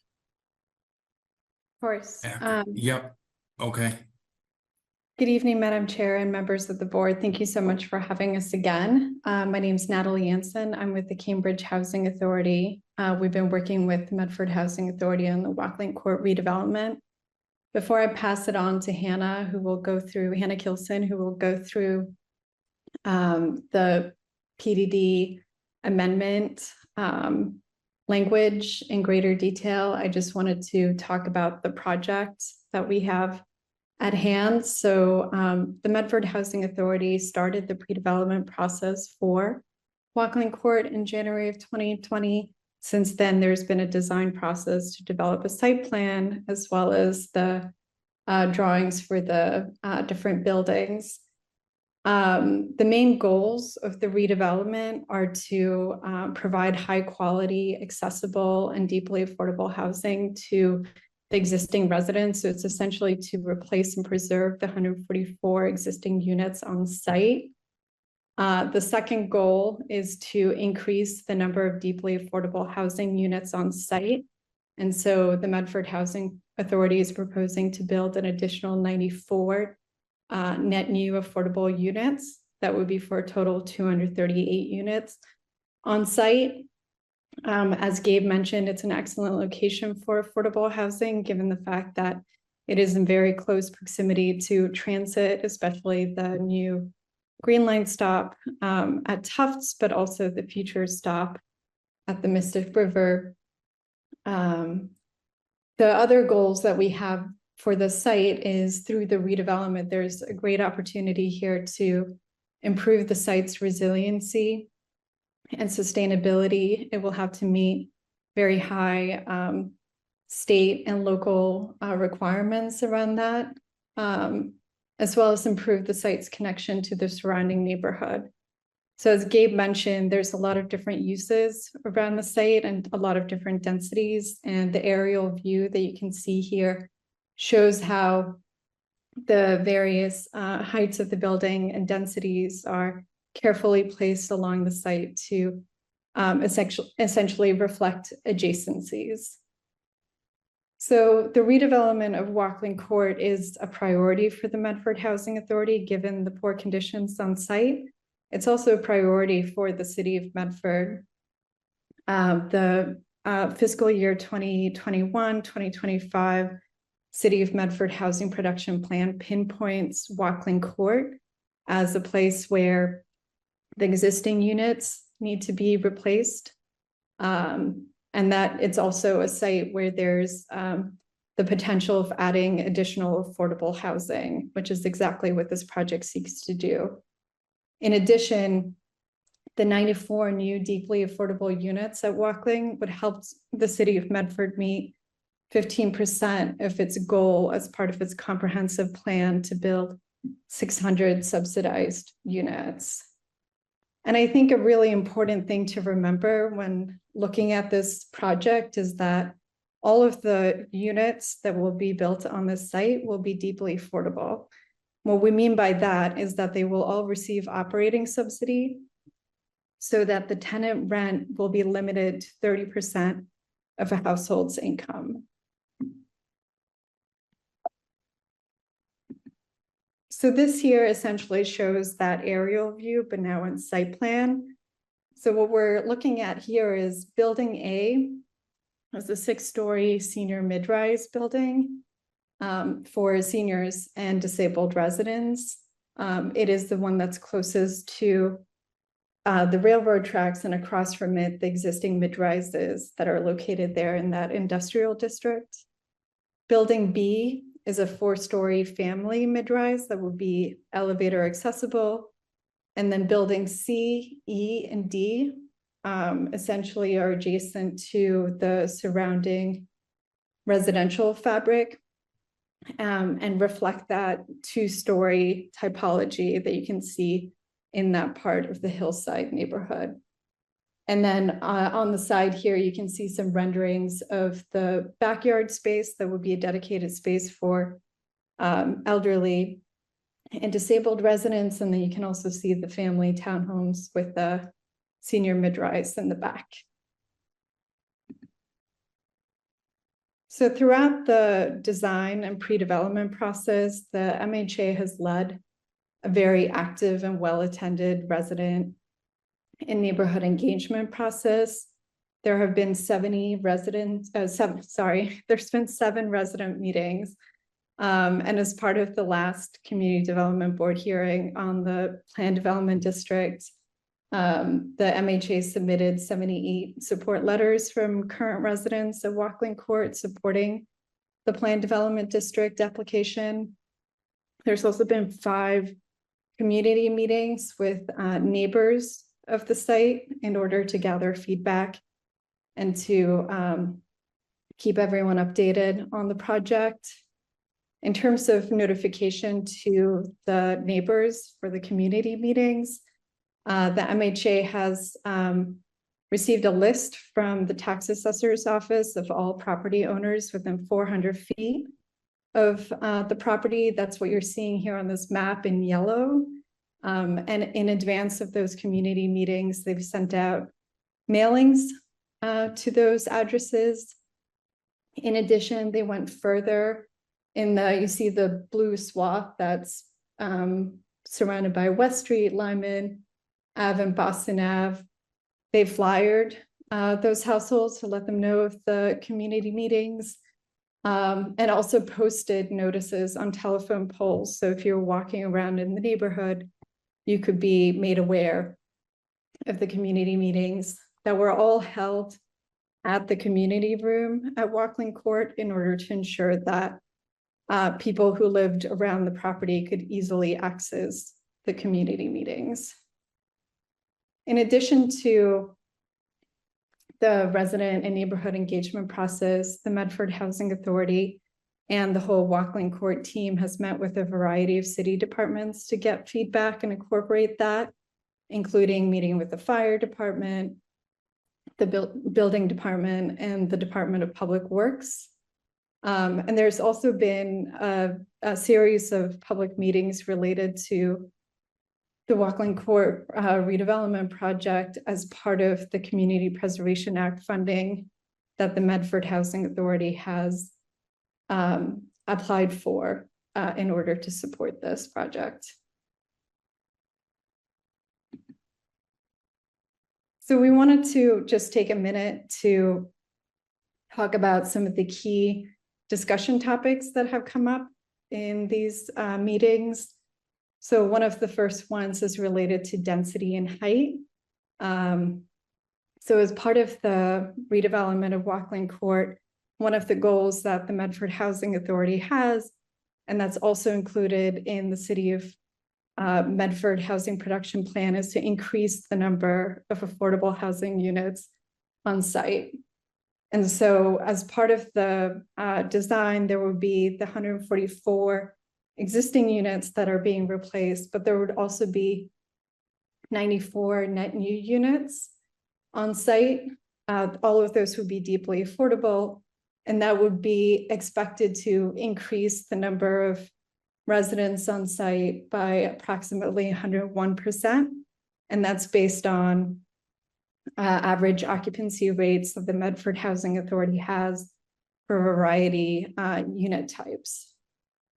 In terms of the height of the different buildings on site, you have the senior mid-rise, which essentially has 5 stories of living space, with the first story that is dedicated entirely to covered parking for senior disabled residents, as well as extensive new community space.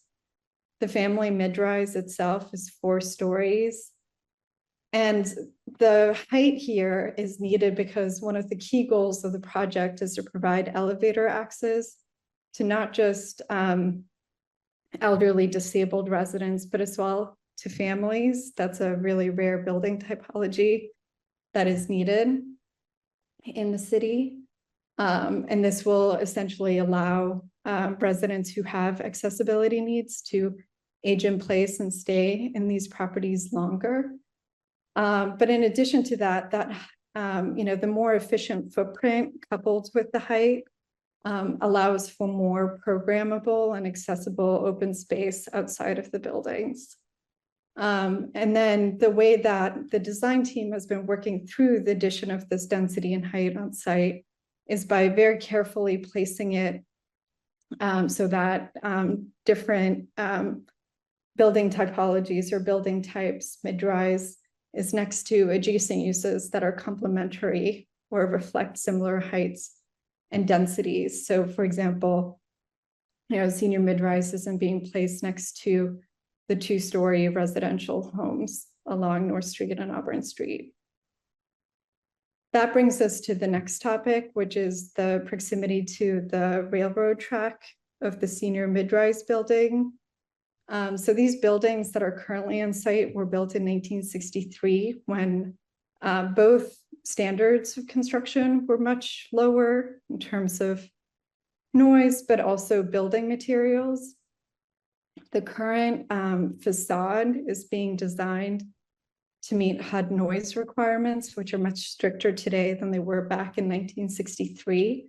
And we have an acoustical engineer on the design team who has provided recommendations in terms of how to detail that facade in order to meet those HUD noise requirements. That includes using high performance windows as well as additional insulation. So based on that, our expectation is that noise will be greatly improved from what residents currently experience today. And it's also important that as part of this redevelopment, we're providing high quality units that have central AC and that also have mechanical ventilation to ensure that people have good environmental air quality indoors.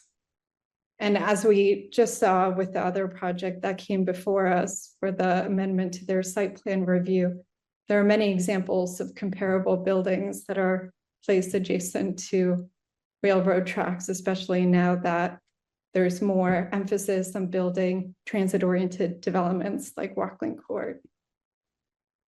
The other item that's been discussed at the public meetings is the addition of an access road that would cut through Walkland Court.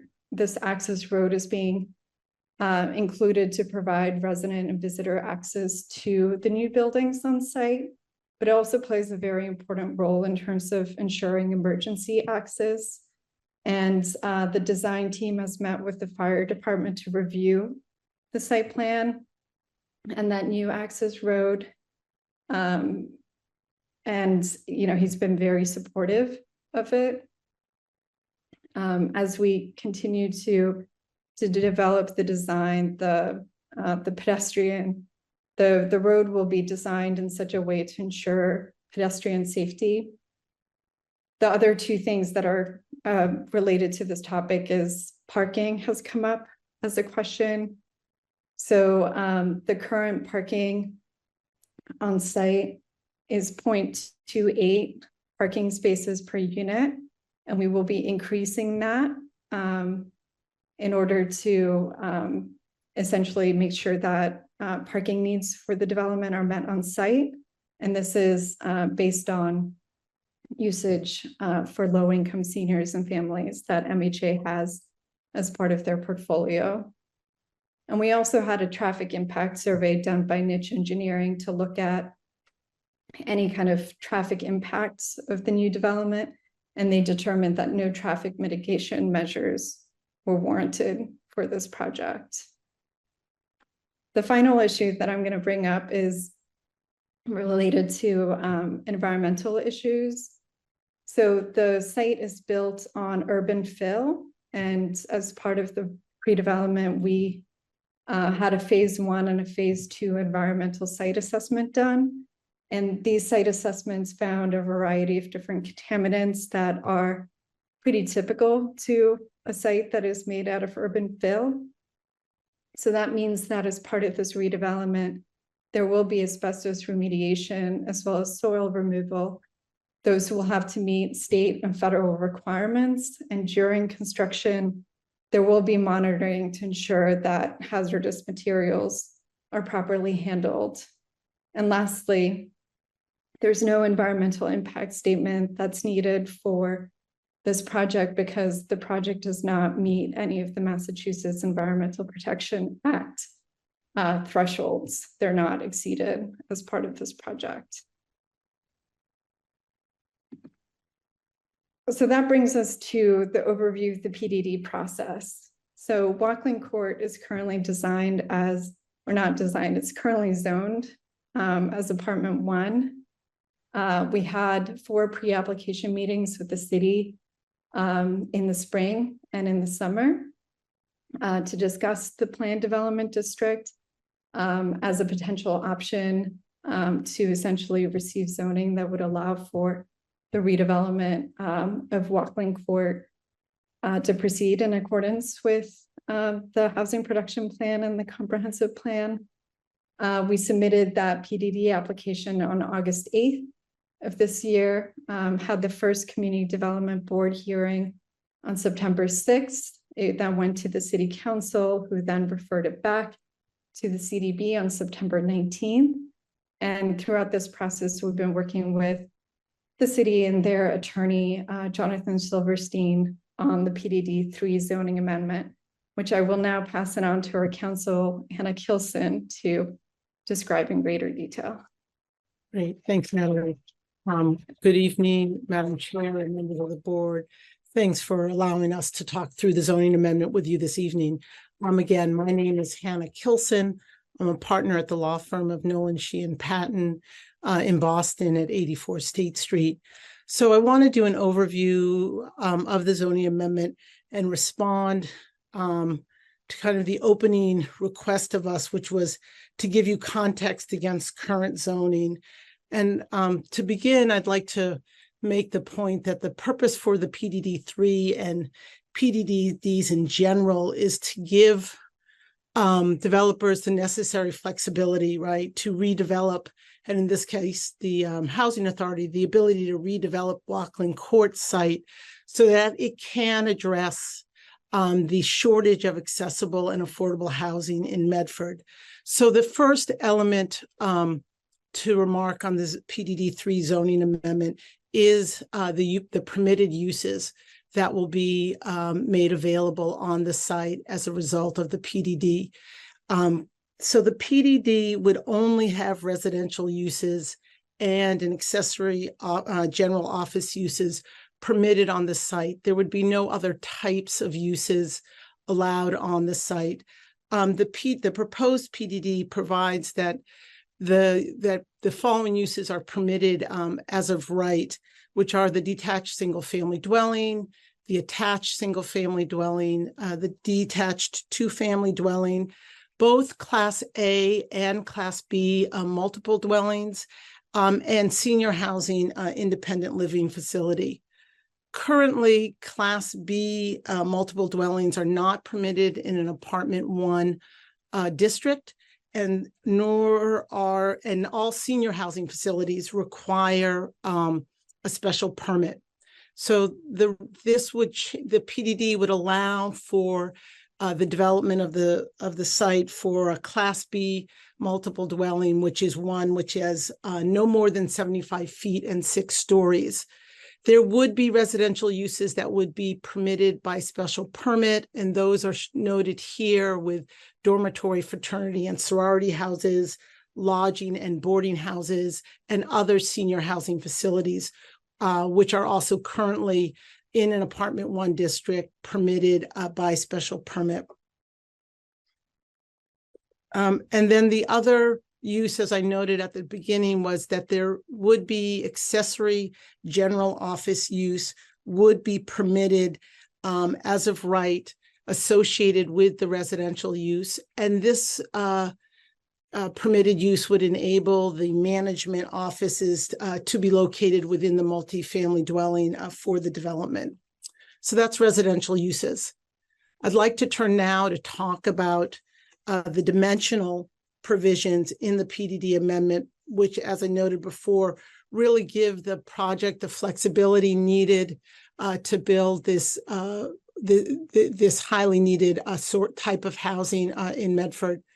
So the maximum number of principal structures, there would be no limit in terms of the number of principal structures permitted on the site under the PDD, but all principal structures would need to be at least 15 feet apart from one another.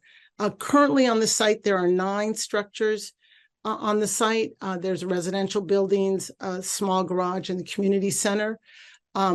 And it is my understanding that there's a recent amendment or a proposed amendment that postdates our application that is now supposed to allow for multiple buildings in an apartment 1 district.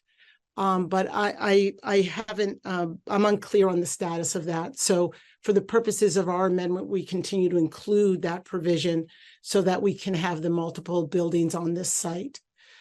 As Natalie described in her presentation, we are, through this PDD, increasing the density at the site in order to allow us to achieve the objectives of creating more affordable housing. So what does that look like? It looks like that our minimum lot area, though the base is 10,000 square feet, in an apartment 1, it then is really calculated based on dwelling units. And we would allow for 750 square feet per dwelling unit, rather than what would be generated kind of through a formula that you have in your zoning that would generate a requirement of 940 square feet per dwelling unit for a development of the size that we would be proposing here, which is 238 units. The other element of density to note here is also that the maximum lot coverage, we are proposing that maximum lot coverage would be 35%, that the design puts our lot coverage actually at 30%, which is also what is in an apartment 1 district. But here we've done that to just allow for some flexibility in the design. The other 2 pieces of density that I just want to call out to the board relates to open space. The landscaped open space would be 10% in this PDD, and it is 10% in an apartment 1 district. The usable open space, given the way in which we will reconfigure the development, will be 10% as well of the gross floor area.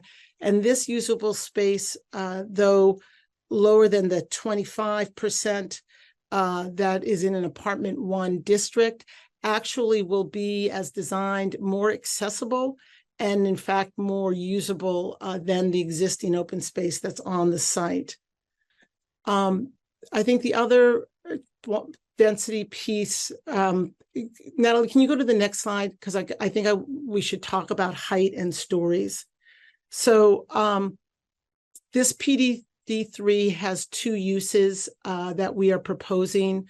One is multiple dwelling, Class A and Class B, and another use is attached single-family dwellings. And so height is correlated to those uses. So for multiple dwellings, we are looking at maximum of 75 feet and 6 stories. And for the attached single-family dwellings, we are looking at a maximum height of 35 and 3 stories.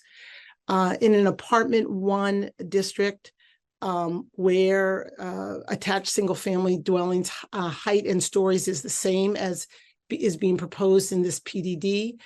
And as I mentioned before, only multiple dwelling Class A's are currently permitted within an apartment 1 district. The front yard, side yard, and rear yard setbacks that are being proposed here, 15 feet on the front yard, 10 on the side yard, and 15 on the rear yard, reflect the current structure of the site as it is today. And so we are continuing that. In the current zoning on an apartment 1 district, the front yard is 10 feet, the side yard is 10 feet, and for single family, and it is 15 feet a rear yard. So somewhat similar, but this really is what is currently on the property, and we're not making any change from what is currently existing there in the development. And the last 2 things to remark on is frontage on the. Could you go back, Natalie, to the lot configuration? So any lot on this PDD 3 has to have a frontage of 35 feet, a width of 35 feet, and a depth of 75 feet. And that's similar to the current requirements for attached single-family dwellings. And so we're continuing that here. The last dimensional piece, I think, that I would note to the board, and Natalie noted it in her presentation, was just parking. So the proposed parking requirements under this PDD amendment would be the same parking requirement that's imposed on affordable housing developments under the current zoning ordinance for Medford, which is 1 space per 2 units. And so we would be continuing that. And in fact, the development, as Natalie mentioned, will build more enough spaces to comply with that, which is more than the existing ratio of parking on site. I think that concludes kind of my overview on the zoning provisions, how the PDD would modify what currently applies to this site in order to allow us to redevelop Walkling Court and make it both more accessible and expand its affordability.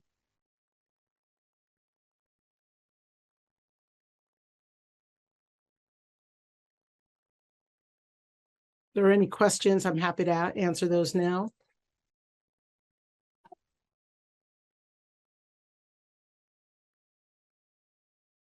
Thank you so much, Attorney Kilson.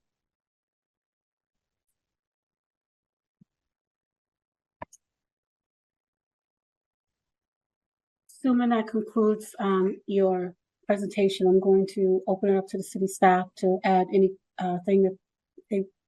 questions from the city staff.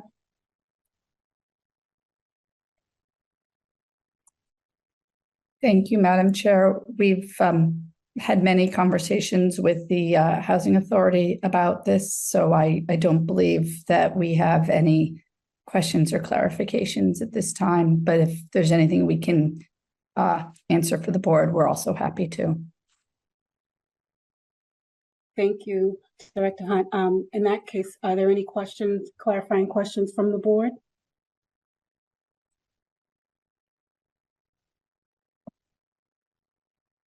I don't have any questions, but as I noted the last time this meeting came up, as I work for niche engineering, I will be recusing myself from this discussion. Thank you. Thank you, Peter. Madam Chair, I've got a question. Yes, please go ahead, Sharad. I saw that in the presentation, noting that the Green Line Phase 2 being prominent in that description. Has there been any talk or any confirmation between the Medford Housing Authority and the MBTA regarding the extension of the line to as shown in the diagram?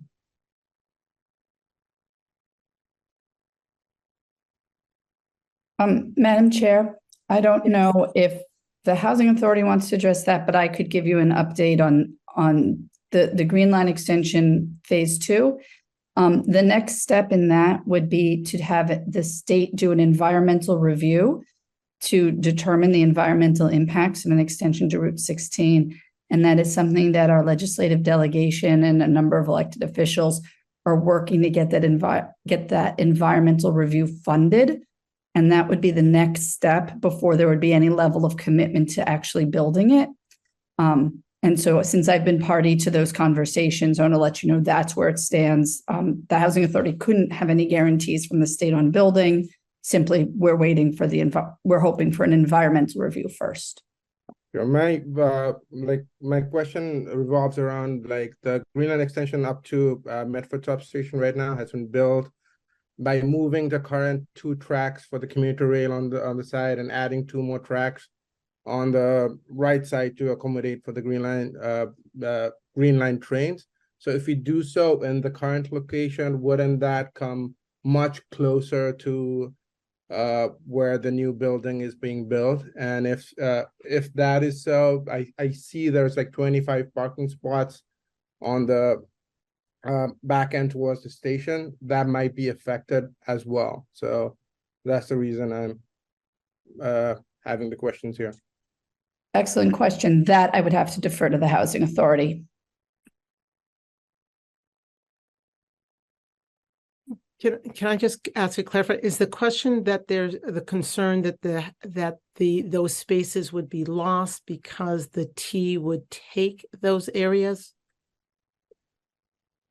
Yes, like the space required to add 2 more tracks might result in some more additional land, or at least some space being given to add those 2 tracks besides the commuter rail tracks, which are there right now. So that's why I was thinking maybe it's a good idea to have some initial talks with the T about if they have any plans of where the track alignment is going to be like. I don't think to date we've had any conversations with them on that point, but thank you for putting that in front of us.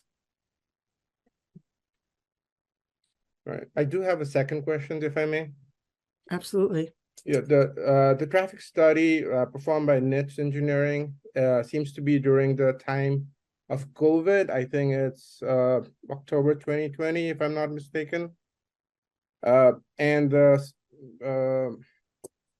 study area is about 400 square feet around the walking court area. Looking at the numbers, it seems like they made some COVID adjustments as well as taken 2018 as the baseline for the traffic data. I've been through that area quite a few times, and with the Green Line extension being completed now, the traffic does seem to have increased a lot. I'm not sure if that current data, the data being used, is relevant at this time or not. So I just want to make sure that proper adjustments has been made in the traffic data to reflect what is currently present at that locations. Thank you so much, actually, Sharad, for that question. And that second part, I think that would be more related in site plan. And one of the things I want to remind the board of tonight is that the discussion is limited to amendment questions surrounding language in recommending the zoning ordinance back to the city council. However, I'm going to defer to Attorney Silverstein. I just think I saw your hand up if you want to add something there. It was up, Madam Chair, but you stole my thunder. That's exactly what I was going to say, that any questions about the specifics of the project, specific impacts, I just wanted to assure the board that there's going to be another opportunity through the site plan review process, and then the council ultimately still has to issue a special permit. So all of those specific project impact inquiries can be addressed at that point. And as you said, this is really just about clearing the way, creating the path for the applicant to submit an application. Thank you so much, Attorney Silverstein. And again, just to recap, approval of the zoning doesn't necessarily approve the project. We still have to do our due diligence with the site plan review. So we will save that for then. Are you all set, Sharad? Or do you have any other questions? Yes, I am. Thank you very much. Okay. Are there any other questions from the board? Not at this time. Thank you, Chair. So I am going to open it up for public comment. Those who wish to provide comments can use the raise hand feature or message Danielle in the comments. You can also send an email to ocd@medford-ma.gov. Individuals may have up to 2 minutes to provide comments. Before providing your comments, please state your name and address for the record. Please do not use the chat feature to provide comments, as it is not a part of the public record, and just so that the public understands, that's why the chat feature has been disabled, so that we can capture all of your comments for public record. The first hand that I saw, well, Danielle's gonna manage the public comment queue and read any previously sent emails and letters, but I do know that Ms. Roberta Cameron was the very first person to put her hand up, and I'll let Danielle take it from there. Yes, Roberta is the first person on the participant list with a hand up. Oh, you're muted, Roberta. Thank you very much for recognizing me. Roberta Cameron, 12 North Street. I am chair of the Community Preservation Committee, which provided significant funding for this project, as was mentioned previously. And I'm also a neighbor of this development, being located just across the street on North Street from the project site. And I wanted to reiterate comments that I provided in the past about the importance of this project for increasing accessible, comfortable housing for seniors. There is not a better alternative to be able to improve the quality of living for seniors at the Walkling Court development site for those who currently live there. And it will add in additional housing for seniors, as well as for families and young adults with disabilities at the site. It is incredibly important for the city to increase its supply of affordable housing and throughout the city in every possible every appropriate location. And this location is appropriate. As was mentioned before, there has been a significant amount of new development just in the past few years in similar proximity to the same train line in Somerville and as proposed in Medford. So the standards today will provide for a better quality of life for those living near the train line than was provided in 1962 when these units were built originally. And in fact, as shown in the proposed plan, although I understand that it's not cast in stone, that the permitting process will provide opportunities for refining the plans, but some of the existing units are closer to the tracks than the proposed units. So I think that this development is going to hold the housing authority to a higher standard of quality of housing units than what they currently provide. And I want to see the seniors have higher quality units, and I want to see more people be able to access affordable housing in my own neighborhood than can currently live here. And I also am not concerned about the impact of a through street, although originally I had strongly preferred the idea of not having a through street through this development, but having seen alternatives considered and weighed and evaluated by the housing authority and their development team, I'm persuaded that this really is the best option and that it can be designed in a way that will prioritize pedestrians walking through the site. And I would hope that the Community Development Board and the City Council will approve zoning that enables this project to move forward and will help the Housing Authority to refine the site plans so that it really prioritizes the needs of the residents on this site and the neighbors in the neighborhood. Thank you very much.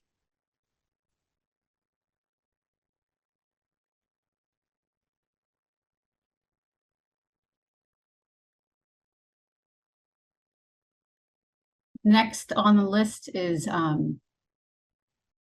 Kate. If you want to unmute and give your full name and address.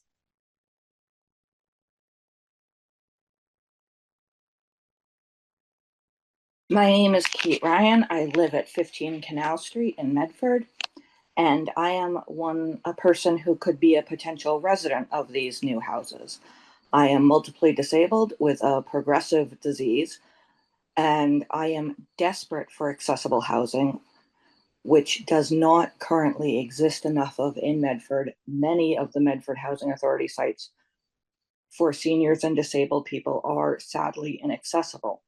And I'm really, really sorry that a lot of the neighbors don't want to have me as their neighbor. But I assure you that the people who live here and who live there and who are going to live there are just as deserving of clean, nice, new housing as anyone else, despite the fact that we may be born with broken brains or develop broken bodies over the years, or just grow old, as hopefully all of you will do. I cannot express how wonderful this development would be for people with disabilities and for everyone. And the fact that we might not have as much money does not mean that we do not equally contribute to the community.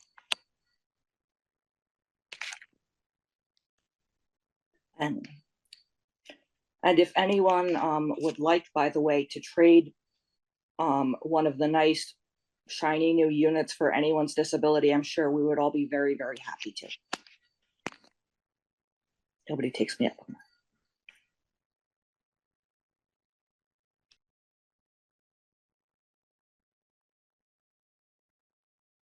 that. Okay, next is Chris Bennett.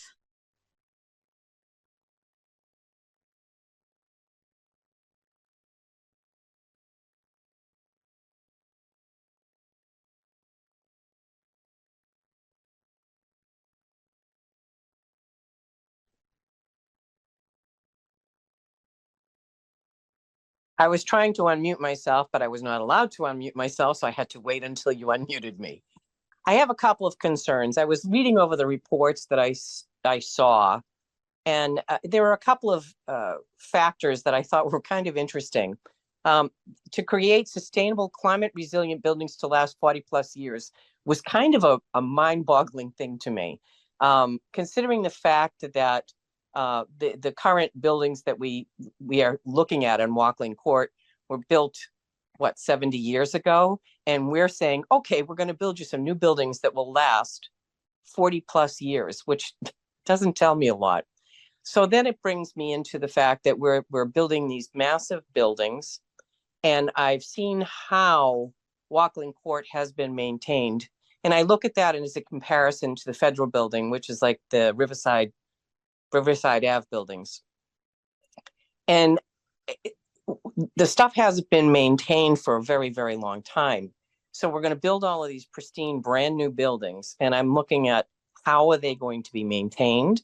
I'm looking at the fact that they're not utilizing appropriate traffic patterns and what goes on in those traffic patterns in that area. When we're talking about a through street, they actually made the major street going up by the Brooks School you could not take a left turn there because there were so many traffic accidents. You can just look on the corner and see everything broken down. So there's just so many things I'm looking at saying, this is not an appropriate setting to put so many buildings into one area. The amount of traffic that it's going to increase, it has nothing to do with not wanting housing there, as the previous person spoke about. Has nothing to do with not wanting affordable housing. It has to do with looking at it in an appropriate way to determine whether or not this in fact is how this is going to impact all of the surrounding area. This is a neighborhood. Sorry to interrupt, Chris. I'm just letting you know that you're at your 2 minutes. Okay, and what about the person that was there? Well, the person that was there prior to, that was talking about, the person that was a North Street resident spoke much longer than 2 minutes. So I'm just stating, there's a lot of major issues, and there has not been enough time for the people that are going to be impacted this directly. And I consider myself one of them. I live on Martin Street in Medford. That's going to have a direct impact on me. I'm a walker. I walk through that area all the time, and they're not looking at all of those aspects.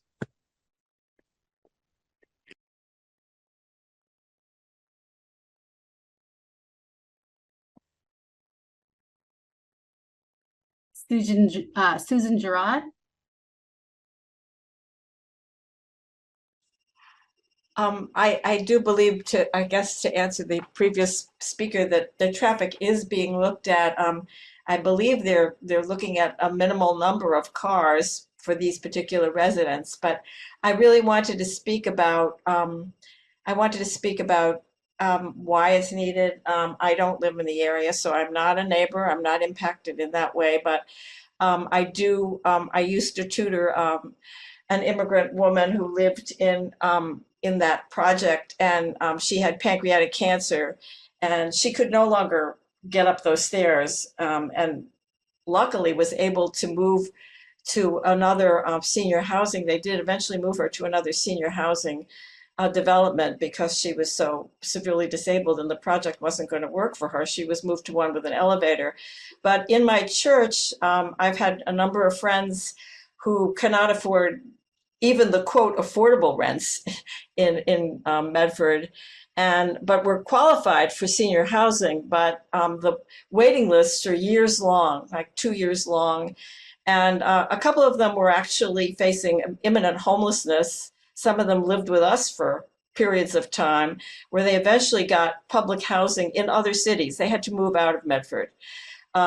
So, I mean, there is a crying need for seriously affordable housing.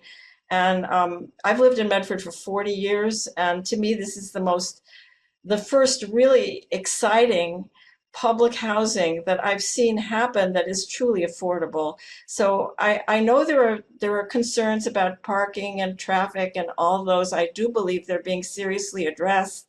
And as far as the maintenance goes, you pointed out, I think that the federal buildings are better maintained, but I think someone will correct me. This will be partially a federal building. This will be turned over in part to the federal government, who does a better job of maintaining buildings than, alas, our state does. And someone can correct me if I'm wrong on that. Thank you.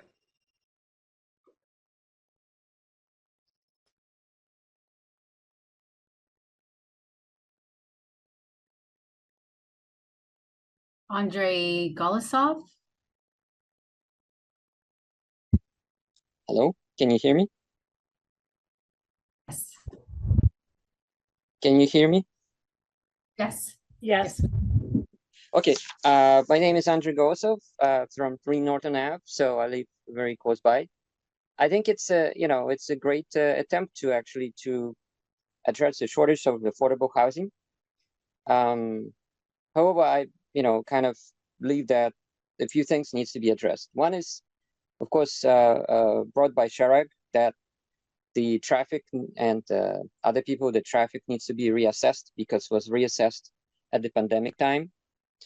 But the main focus actually I want to bring up is that it seems to be that the current proposal actually puts elderly and disabled at the biggest disadvantage with respect to the noise from the rail track, because the building going to be up front, while the families without actually disabilities will live in the townhouses, shielded from noise by actually those buildings. And it's that's kind of the main concern. And many elderly people actually have problems with sleep, and therefore doing things like that is a great thing. And why not choose a different orientation of buildings like they have right now. Some of them perpendicular to the rail tracks. And also the other thing is the location, where you put the more senior and the elderly people.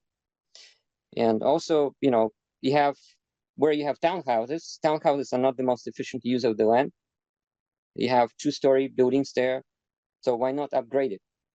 Yeah, thank you for your consideration.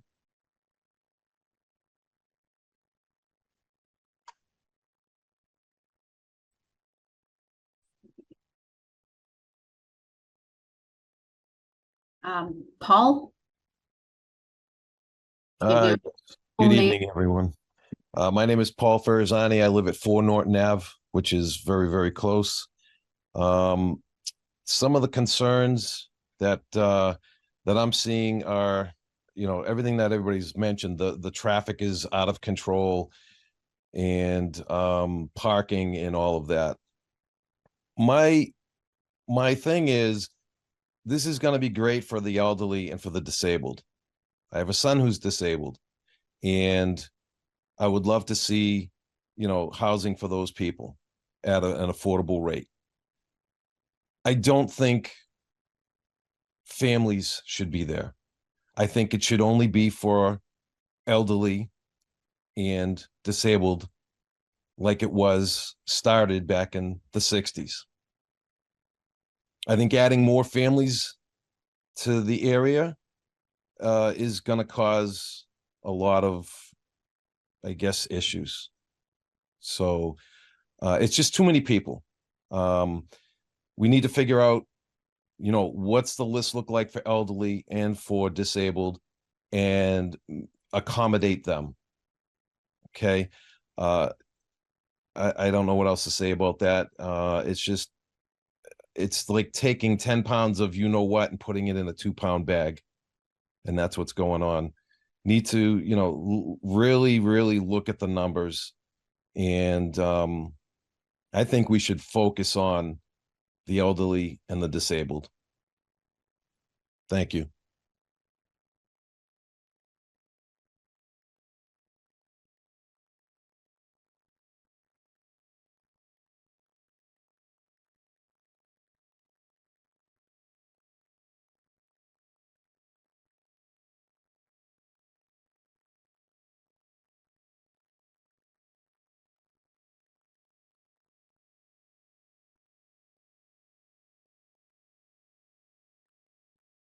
Sorry, I'm going, so we scroll down here.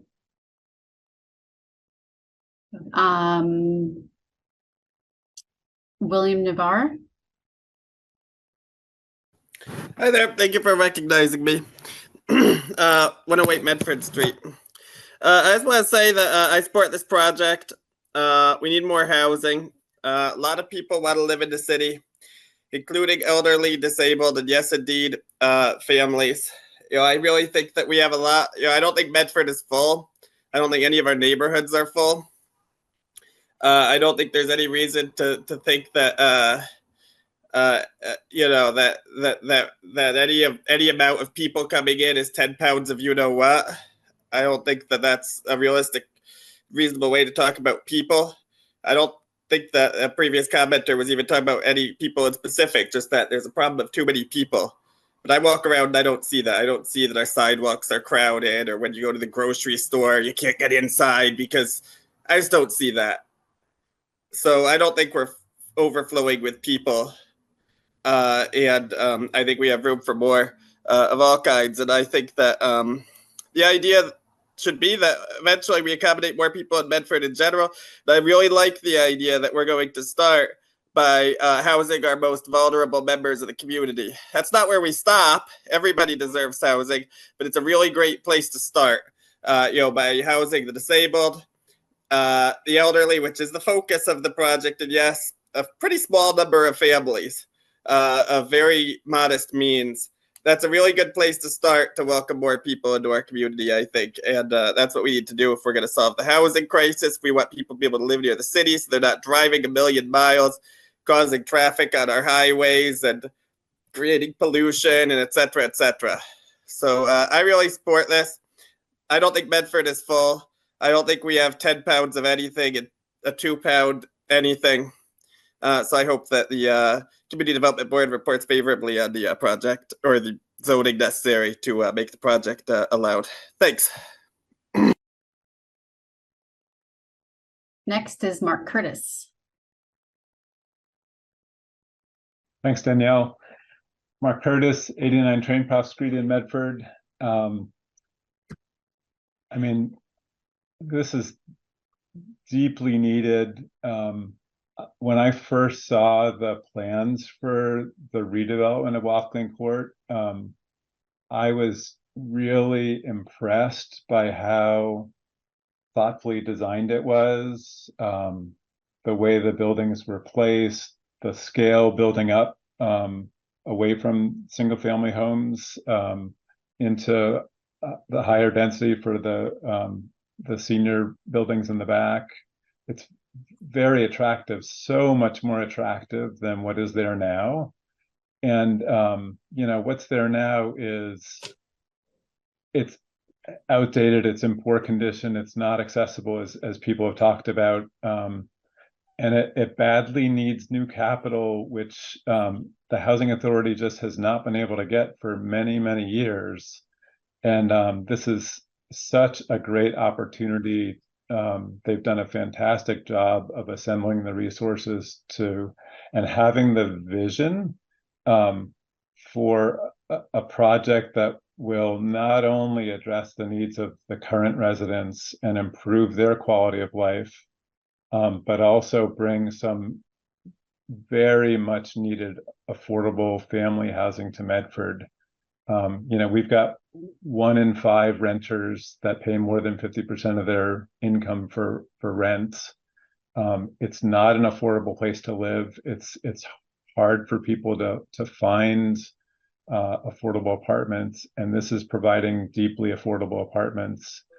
The zoning that we're being asked to consider tonight is what unlocks the potential to redevelop this site. I know there was an earlier comment about the operations and maintenance and how it hasn't been well maintained. That is about the existing state funding, and this is going to be funded with Hi, a Mark. lot of I'm federal so money. Mark, that will I'm keep it sorry, we're maintained at over time. time. Thank you very much.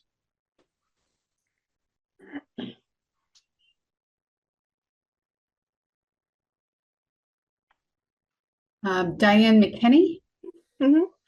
Hi, everybody. I'm Diane McKinney. I live at Carlton Road in Tewksbury. Even though I do not live in Medford, my family has owned the lot directly adjacent to this property and is currently in a house directly abutting this property. So I feel like I have some standing in this conversation. Aside from the traffic study issue, I mean, it is 5 years old, it's been addressed. I am not disputing the fact that Walkland Court drastically needs to be improved. It needs to be, you know, gutted. It needs to be ADA compliant. There needs to be more affordable housing in the Medford area and in that area. My concern is with putting a 6-story building in that neighborhood. There, from what I understand, there's 1,000+ petition from the neighbors that are in that area that, you know, have some drastic concerns, and they really haven't been addressed. I don't hear about any other discussions about maybe scaling back on the 6-story building, or, you know, maybe making all of the buildings like a 4-story, so that way you can shift and still have a reasonable amount of additional units to the pool. But I just think that, you know, some of the concerns for the people that have been, you know, in these meetings, have been calling in, are just not being addressed. And as I said, not disputing the fact that this is drastically needed. We just have a problem with the size and the scale of this project. Thank you.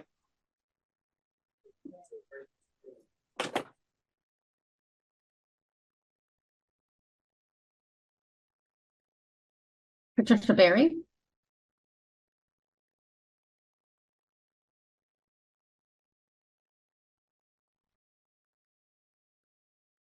Can you hear me? Yes, we can hear you. Okay, thank you. As I stated earlier tonight, I live on Taylor Street in Medford. And even though it isn't within the 400 feet of this area, it is my area. It is walking distance to my residence. There are numerous things that will affect the environment, that will affect the area, that will impact the quality of life for anybody in the area. Neighbors in the area are not disputing putting walking court as to seniors or even affordable housing. We welcome any of these people. We welcome everyone. And to impact my statement, I'm 65 and I am disabled.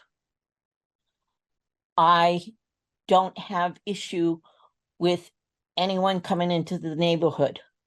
However, as stated earlier, there are over 1,100 people who haven't had the opportunity to voice their opinions because this has been kept in such secrecy amongst those that are beyond that 400-foot area that are impacted by this, due to just the overall congestion,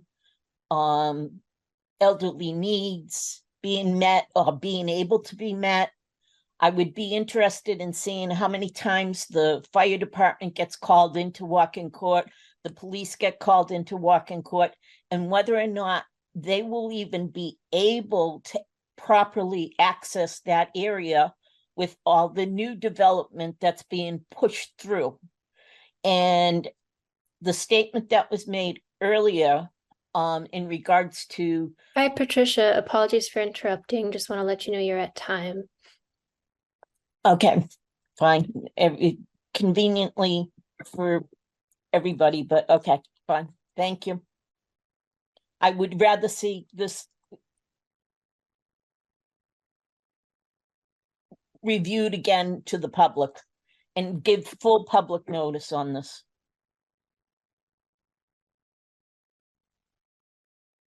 I believe that is all of the people here at the meeting. We have one more. Kyle. Yes, hi, thank you. This is Kyle Joyce at 29 North Street, related to Diane McKinney, who spoke earlier. I do have a few concerns. One, again, being the height of the building, just because I'm at 29, the 6-story, I imagine, based on the direction of the sun and where the building is located, would just shade out the house. I know that's a personal issue, but it is 6 stories. It does seem a little excessive for this kind of neighborhood. I would request maybe a 4-story and then another building added onto the lot if possible. I have looked at the site, the plans, but I don't know if there's any ground left over for that. The other concern I have is the ground. I just have a hard time believing that if a coal and oil company was there previously, that there's no contaminants in the soil. And if they're going to be digging and doing construction for 2 or 3 years, if there is anything in that ground, whether it's asbestos or, because I know they called it the dump as like a slang term. I know it wasn't a dump. I'm just, back then regulations were different. I'm concerned with environmental pollutants. So if we can't go over that in this meeting, could someone link either the studies done? I believe last meeting, someone said that there was a phase 1 EIS done. I would like to look at that documentation or any other documentation regarding pretty much anything with this development. Again, as someone who's part of that 1,000 that signed this, I'm not against people getting housing. I'm totally for it, but there are major concerns. So if people have on their own time the ability to read what has already been established, I think it would settle a lot of concerns that residents have, because, we're directly affected by that. Again, I'm completely okay with them building it. I just don't want to be breathing in stuff that's going to kill me in 20 years. Thank you.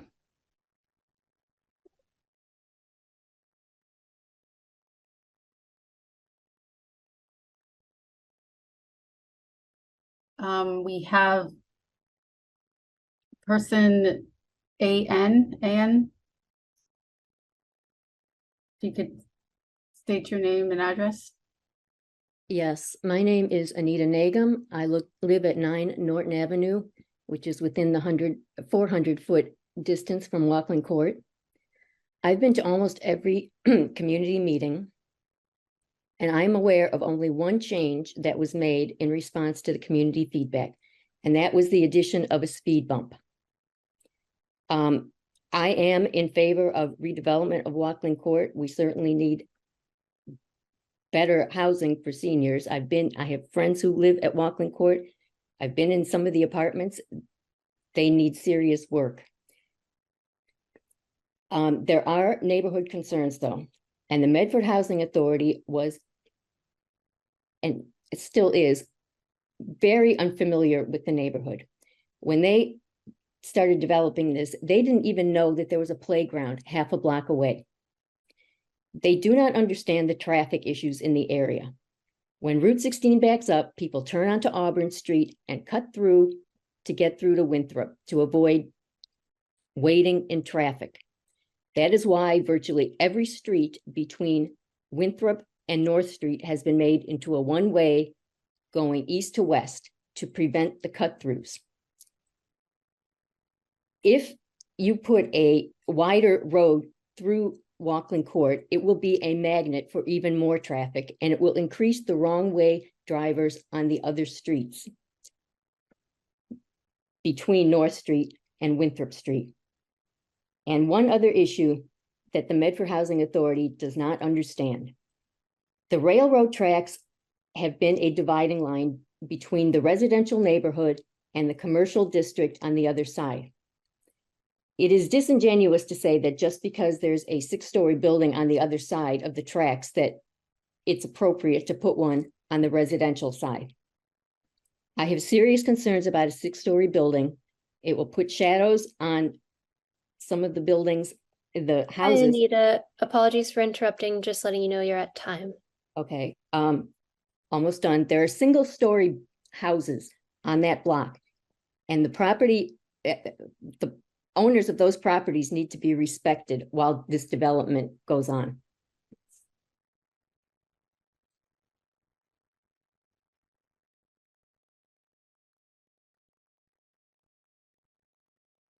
Okay, I don't see any other hands raised. We did receive emails. There's another hand that just popped up, Danielle. Okay. Dave, name and address for the record, please.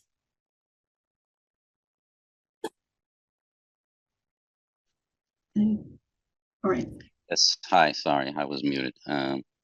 David Peters, 17 North Street. I'm a direct butter to the property. I'd like to reiterate what most people say, and the more than 1,100 people that have signed the petition. And again, we are not opposed to the redevelopment over there. We believe that the elderly and disabled need housing, and that, you know, these buildings over there certainly can use an update. But we are opposed to the scale of this. It causes, you know, I can repeat it, you know, what everybody else said. But I just wanted to reiterate that, and I think there has been no compromise by the Medford Housing Authority. All the meetings we went to, all the proposals went in one ear and out the other. They had their design, and they were going through it from the beginning.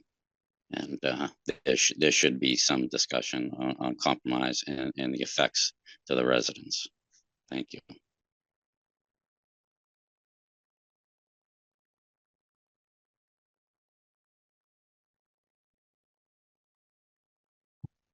Right, I don't see any other people looking to speak. We did receive emails, and all of those up till tonight, I think.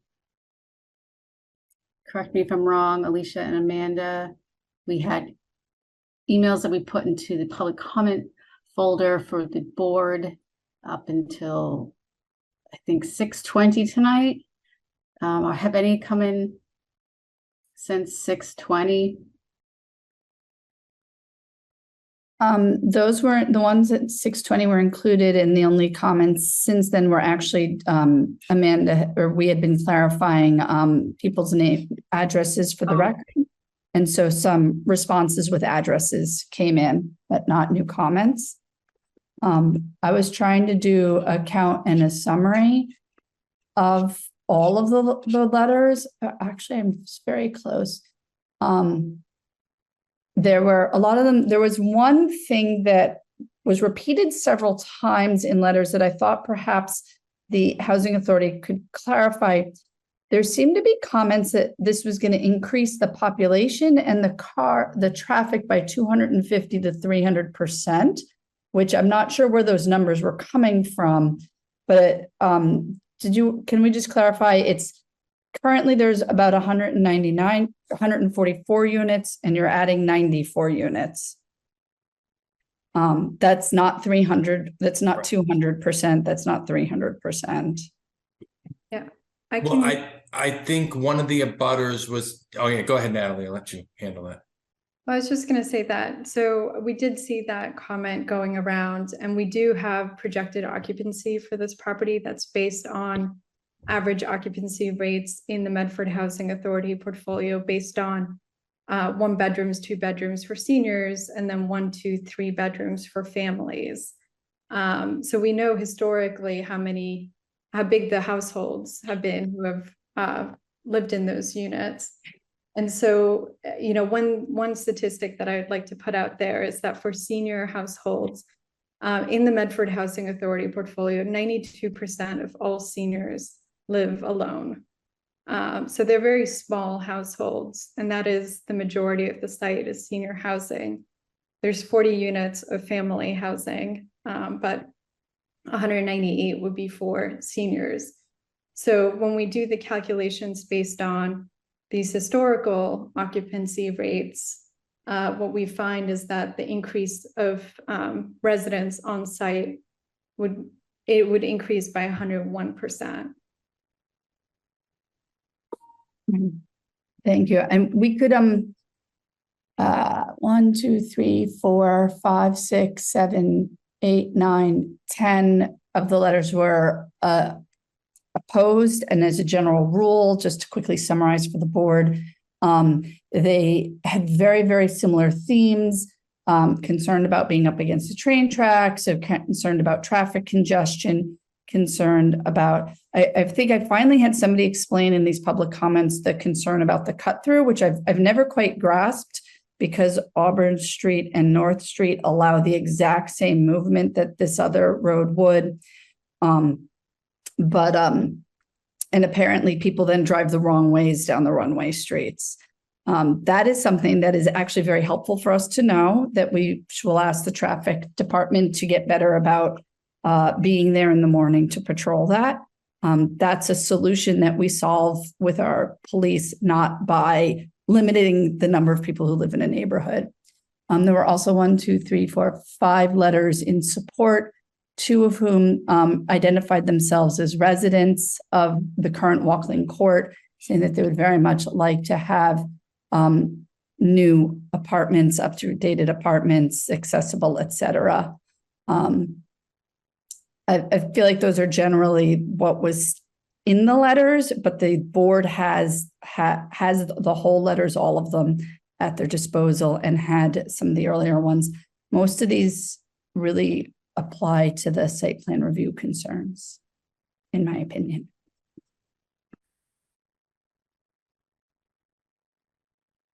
Madam Chair, we have a additional person who has not spoken yet tonight, M. Paige Lieberman.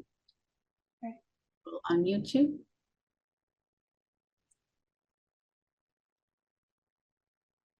Sorry, yes, my name is Matthew Page. Can you hear me? Yes. Okay, very sorry. My name is Matthew Page Lieberman. I live at 15 Canal Street. I'm extremely thankful for all the work that everybody's been doing for this. I support it completely. I've attended some of these meetings, been following the process. I think it's been extremely well done, and it's very good for the community. Thank you all for, bringing this through, and I'm looking forward to the city really benefiting from it. Thank you.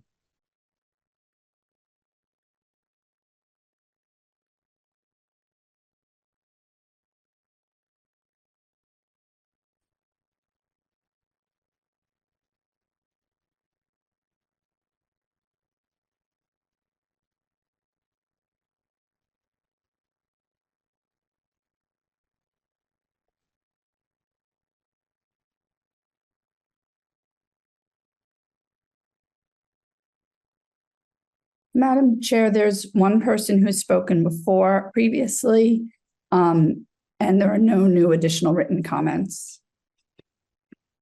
Yes, Cal, please go ahead. Danielle, can you unmute Cal? Thank you, Madam Chair. Just one quick clarification. This only came up after I was going to make another comment or a question rather. When it comes to people driving on the one-way streets in the wrong direction, they don't just do that in the morning or during rush hour. They do that all day, even 11, 12 o'clock at night, 2 in the morning. I'll be taking my dog out on the weekend. They do it all the time. And one other note, there are people that drive maybe 50 miles an hour down the lower address numbers of North Street on the Whole Foods side, and they will speed over the bridge that goes towards Boston Ave. And that mainly happens at night and on the weekends. They fly down. So that just, I've told the police before on the non-emergency line, but I haven't seen a speed trap. But my original question was in regards to my previous comment. I see on the courtesy notice here from the Community Development Board that, there's the URL for the city events and the Community Development Board under current filings. Could you please just tell me, with everyone listening, because it would be helpful, is there a repository or a page where it has all of the documentation when it comes to the EIS and the site plan and everything else, just so people can look at that at their own leisure?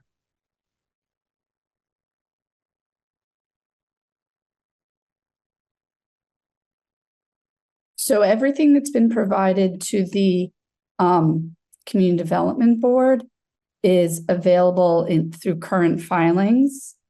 I can put a more direct link to that in here. I don't know that the Housing Authority has provided the environmental impact statement as part of this filing. I know that also, Gabe, if you would like to speak to, I know you have some materials on the Housing Authority website, but I don't want to speak to that. Okay. Thank you, Director. And that's it. So I can make a note about the environmental site assessment. So we do describe them in the application, the findings. And so in the PDD application, you can find that. There is, I believe the other term that was used was an environmental impact statement, and that doesn't apply to this project. What we have are phase 1 and phase 2 environmental site assessments.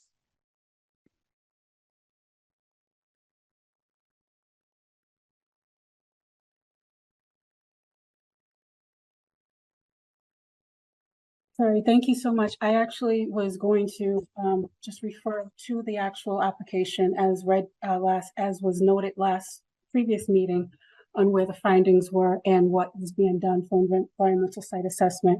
And at this time, if you can also just, I'm going to refrain from the parking and anything else that does not deal directly with the amendment and outside of the actual zoning itself, but if you can just tell us a little bit more at this point, just to reiterate what has been done as far as environmental.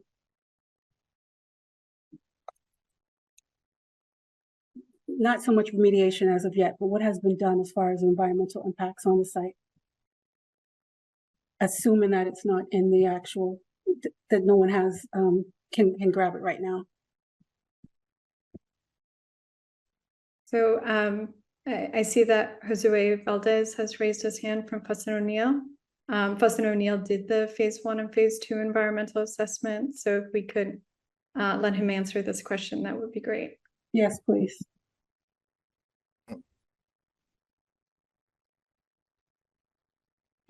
Need to unmute yourself. There Oh, we go. sorry. So Natalie, thank you for the introduction.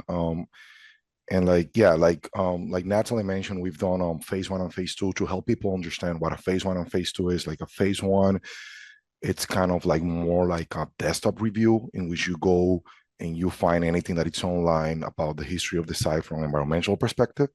And depending on your findings, then you come up with an action plan of, okay, what do I do now to figure out what's really going in, what's really here based on my findings.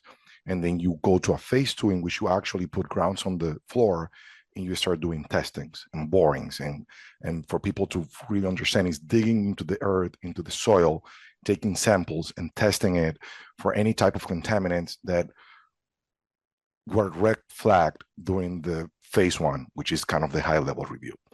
So we've done that. And now we are even going further to what it is a phase 3. Phase 3 is when now you've kind of like understood kind of, okay, this is what's on the site. And now I need to fully delineate the limits of the impacted soil. As it was said before, the site, it's mostly comprised of urban fill, which it will have certain, compounds that are regulated by state agencies and federal agencies. And to make this short and to make it clear, what's going to happen here is that we are still ongoing to fully delineate the impacted soils. There is ongoing investigations right now. Like we are working on that right now, but we can't go into construction until we've had agreed with the state and federal agencies that regulate these compounds and the contaminants, an action plan to clean the site. So the site is going to have to be cleaned.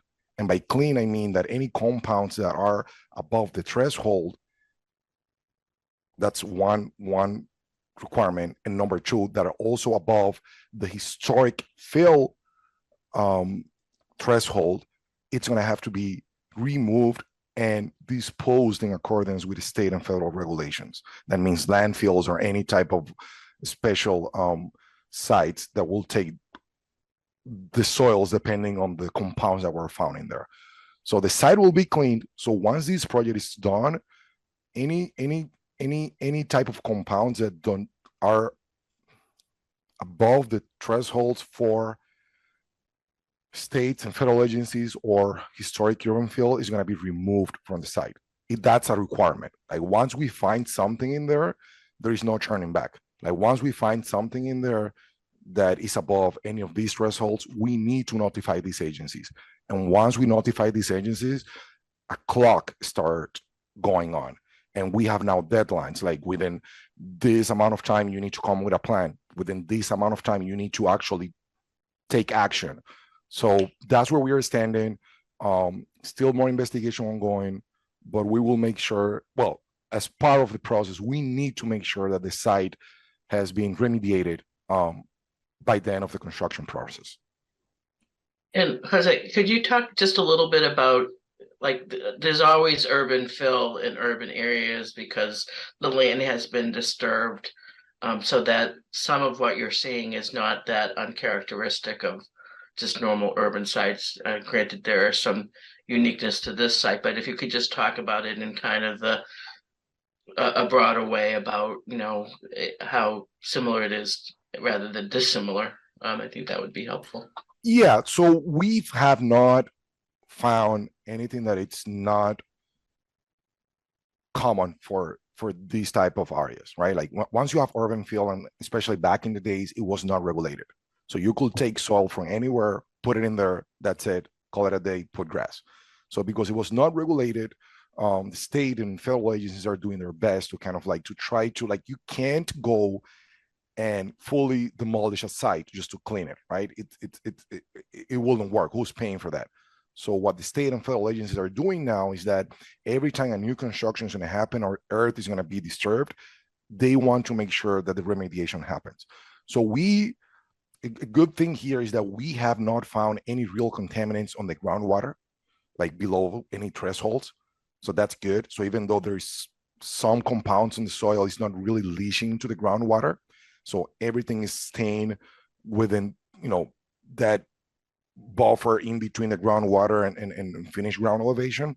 But going back to what Marguerite was trying to make the point is that, yes, I don't want to get too technical into which compounds are here, because again, that will probably be, you know, a little bit harder to grasp, but there is nothing that we've seen here that kind of like, it's uncommon for this type of site. So there is no real new concerns that have come up from the additional investigations. These additional investigations is not really trying to understand what's there. It's more trying to delineate the limits so we can fully understand how much volume of soil needs to be disposed during the construction process. And I would just add to that, just as a point of reference, is that for financing purposes, none of the parties that would finance the construction of this project will allow financing to go forward without updated environmental reports that explain fully the current condition, environmental condition of the site, and to the extent that there's any concentrations of contaminants on the site that require remediation under state or federal law, they will require that you have a plan for how that will be done in accordance with those requirements. So this project can advance in development in any manner that's not consistent with following environmental protocols. And I'll just add, having done construction for 20 plus years in urban areas, that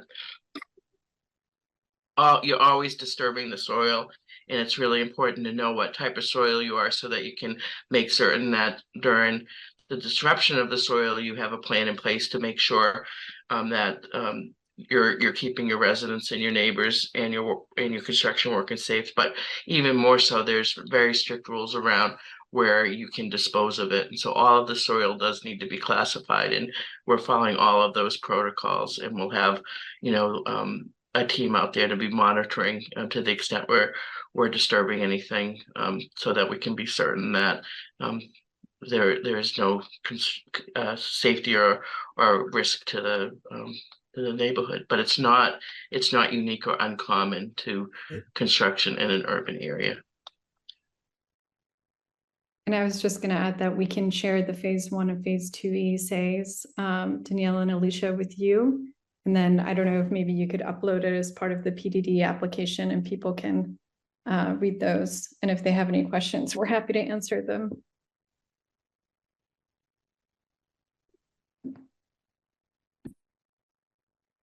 Thank you so much. I'm actually going to, at this time, if there's no other comments that need to be read or there's no other hands up, I'm going to close the public comment period.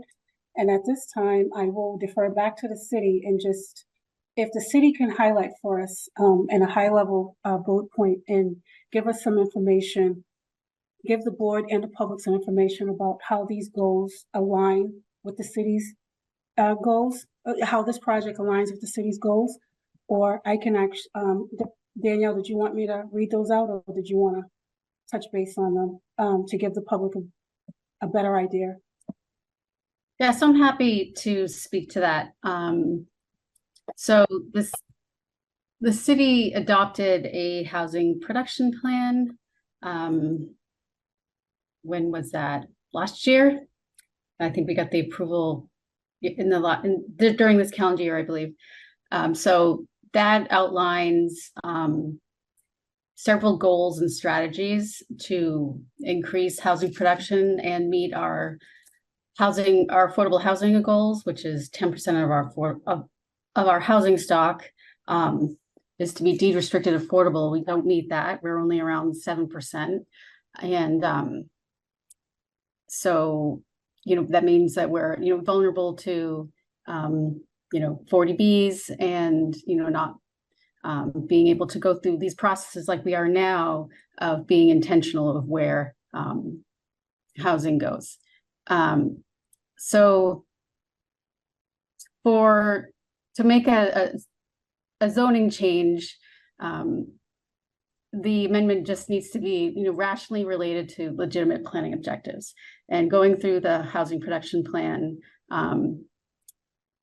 two of the goals are to address local housing needs and meet production goals, and work to meet the 40B goals, and then continue to promote initiatives to address local housing needs.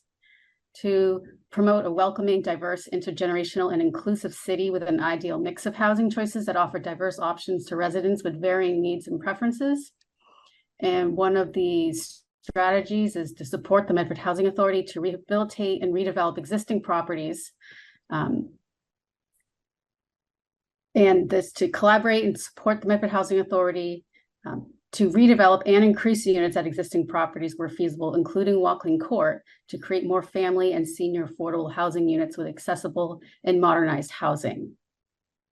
And also, one of the reasons why we really do need family housing is, although that the Medford Housing Authority has vouchers that,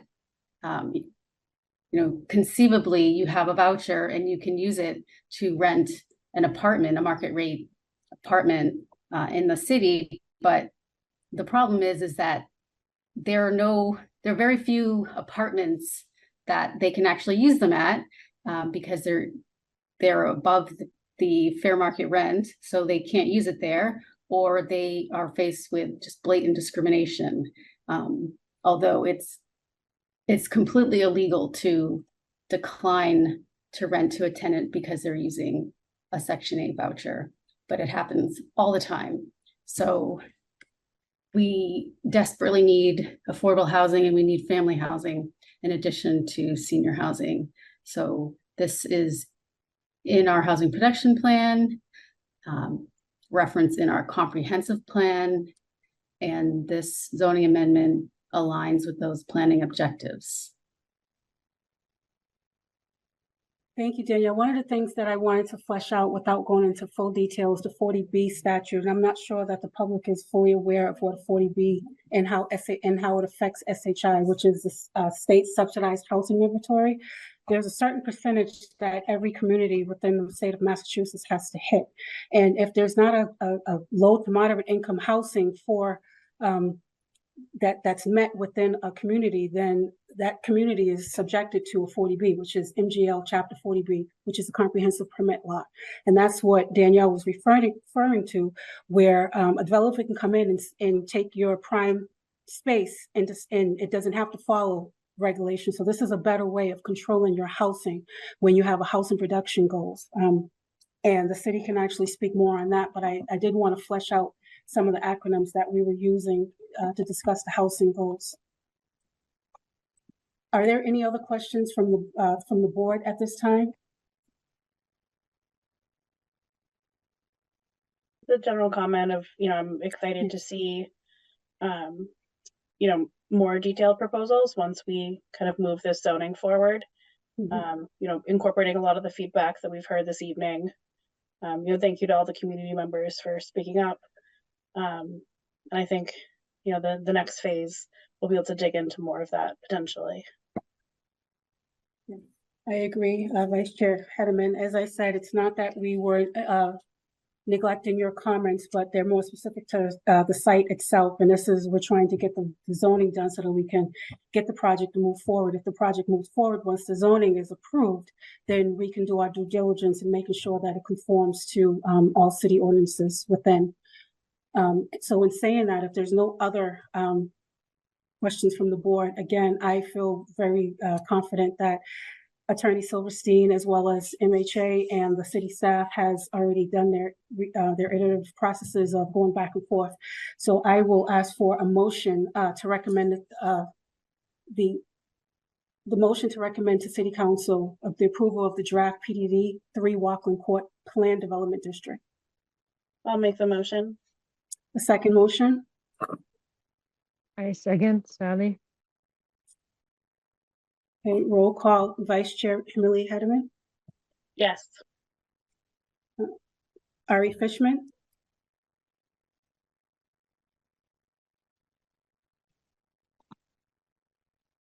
Sorry.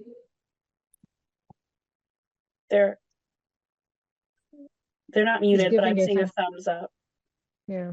Thumbs up. Okay, I can't see. Thank you. Pam Mariansky, Yes. Sally Akiki, Yes. Sharad Barachara, I shall abstain from this one. abstain. And myself, Jackie McPherson, I'm a yes. Peter Cowles is out. Is an abstention, not a no. An abstention. Yeah, two abstention, one, I guess, he recused and same as abstention. So we have what, five to set, it's five. It carries. 5 positive and 2 abstaining. Yes, 5 carries. Motion carries. Thank you so much, Attorney Kelson and all others representing MHA. I appreciate you being here this evening. Thank you for your time. Much appreciated. Thank you very much.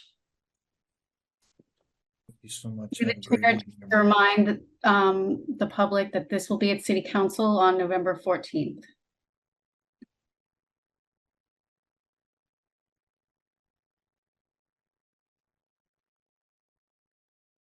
Okay, I'm just going to circle back and see if any proponents of 3850 Mystic Valley Parkway for BOA has arrived. And if Madam not, Chair, apparently there was a communication issue. They had emailed me and then I got in the car and drove for 3 hours, and they assumed that meant that they needed to continue when I was under the assumption that it's a go unless you request a continuance, and he was getting on a plane. So they want to continue to the next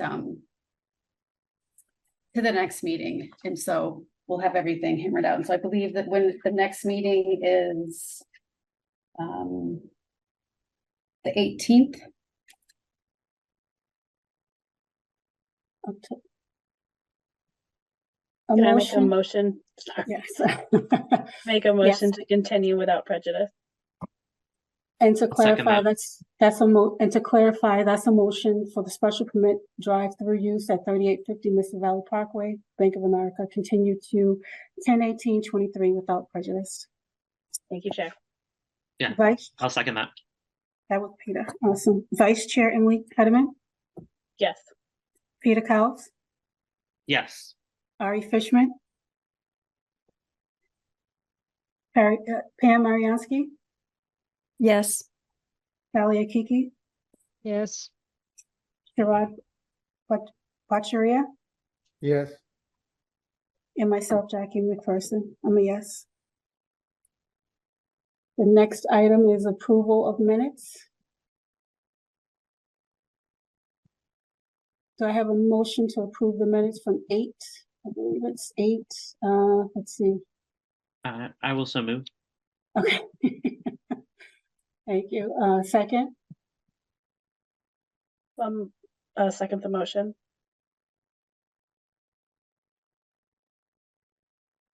yeah, 8:16, just for the record. Vice Chair Emily Hedman, Yes. Peter Cowles, Yes. Ari Fishman,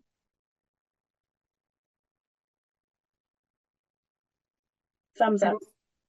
okay. Oh, I see them. Sorry. Pam Mariansky, Yes. Sally Akiki, Yes. Sharad Pacharia, Yes. and myself, Jackie McPherson. The final item before adjournment is miscellaneous other updates from this. Does the city staff have any updates?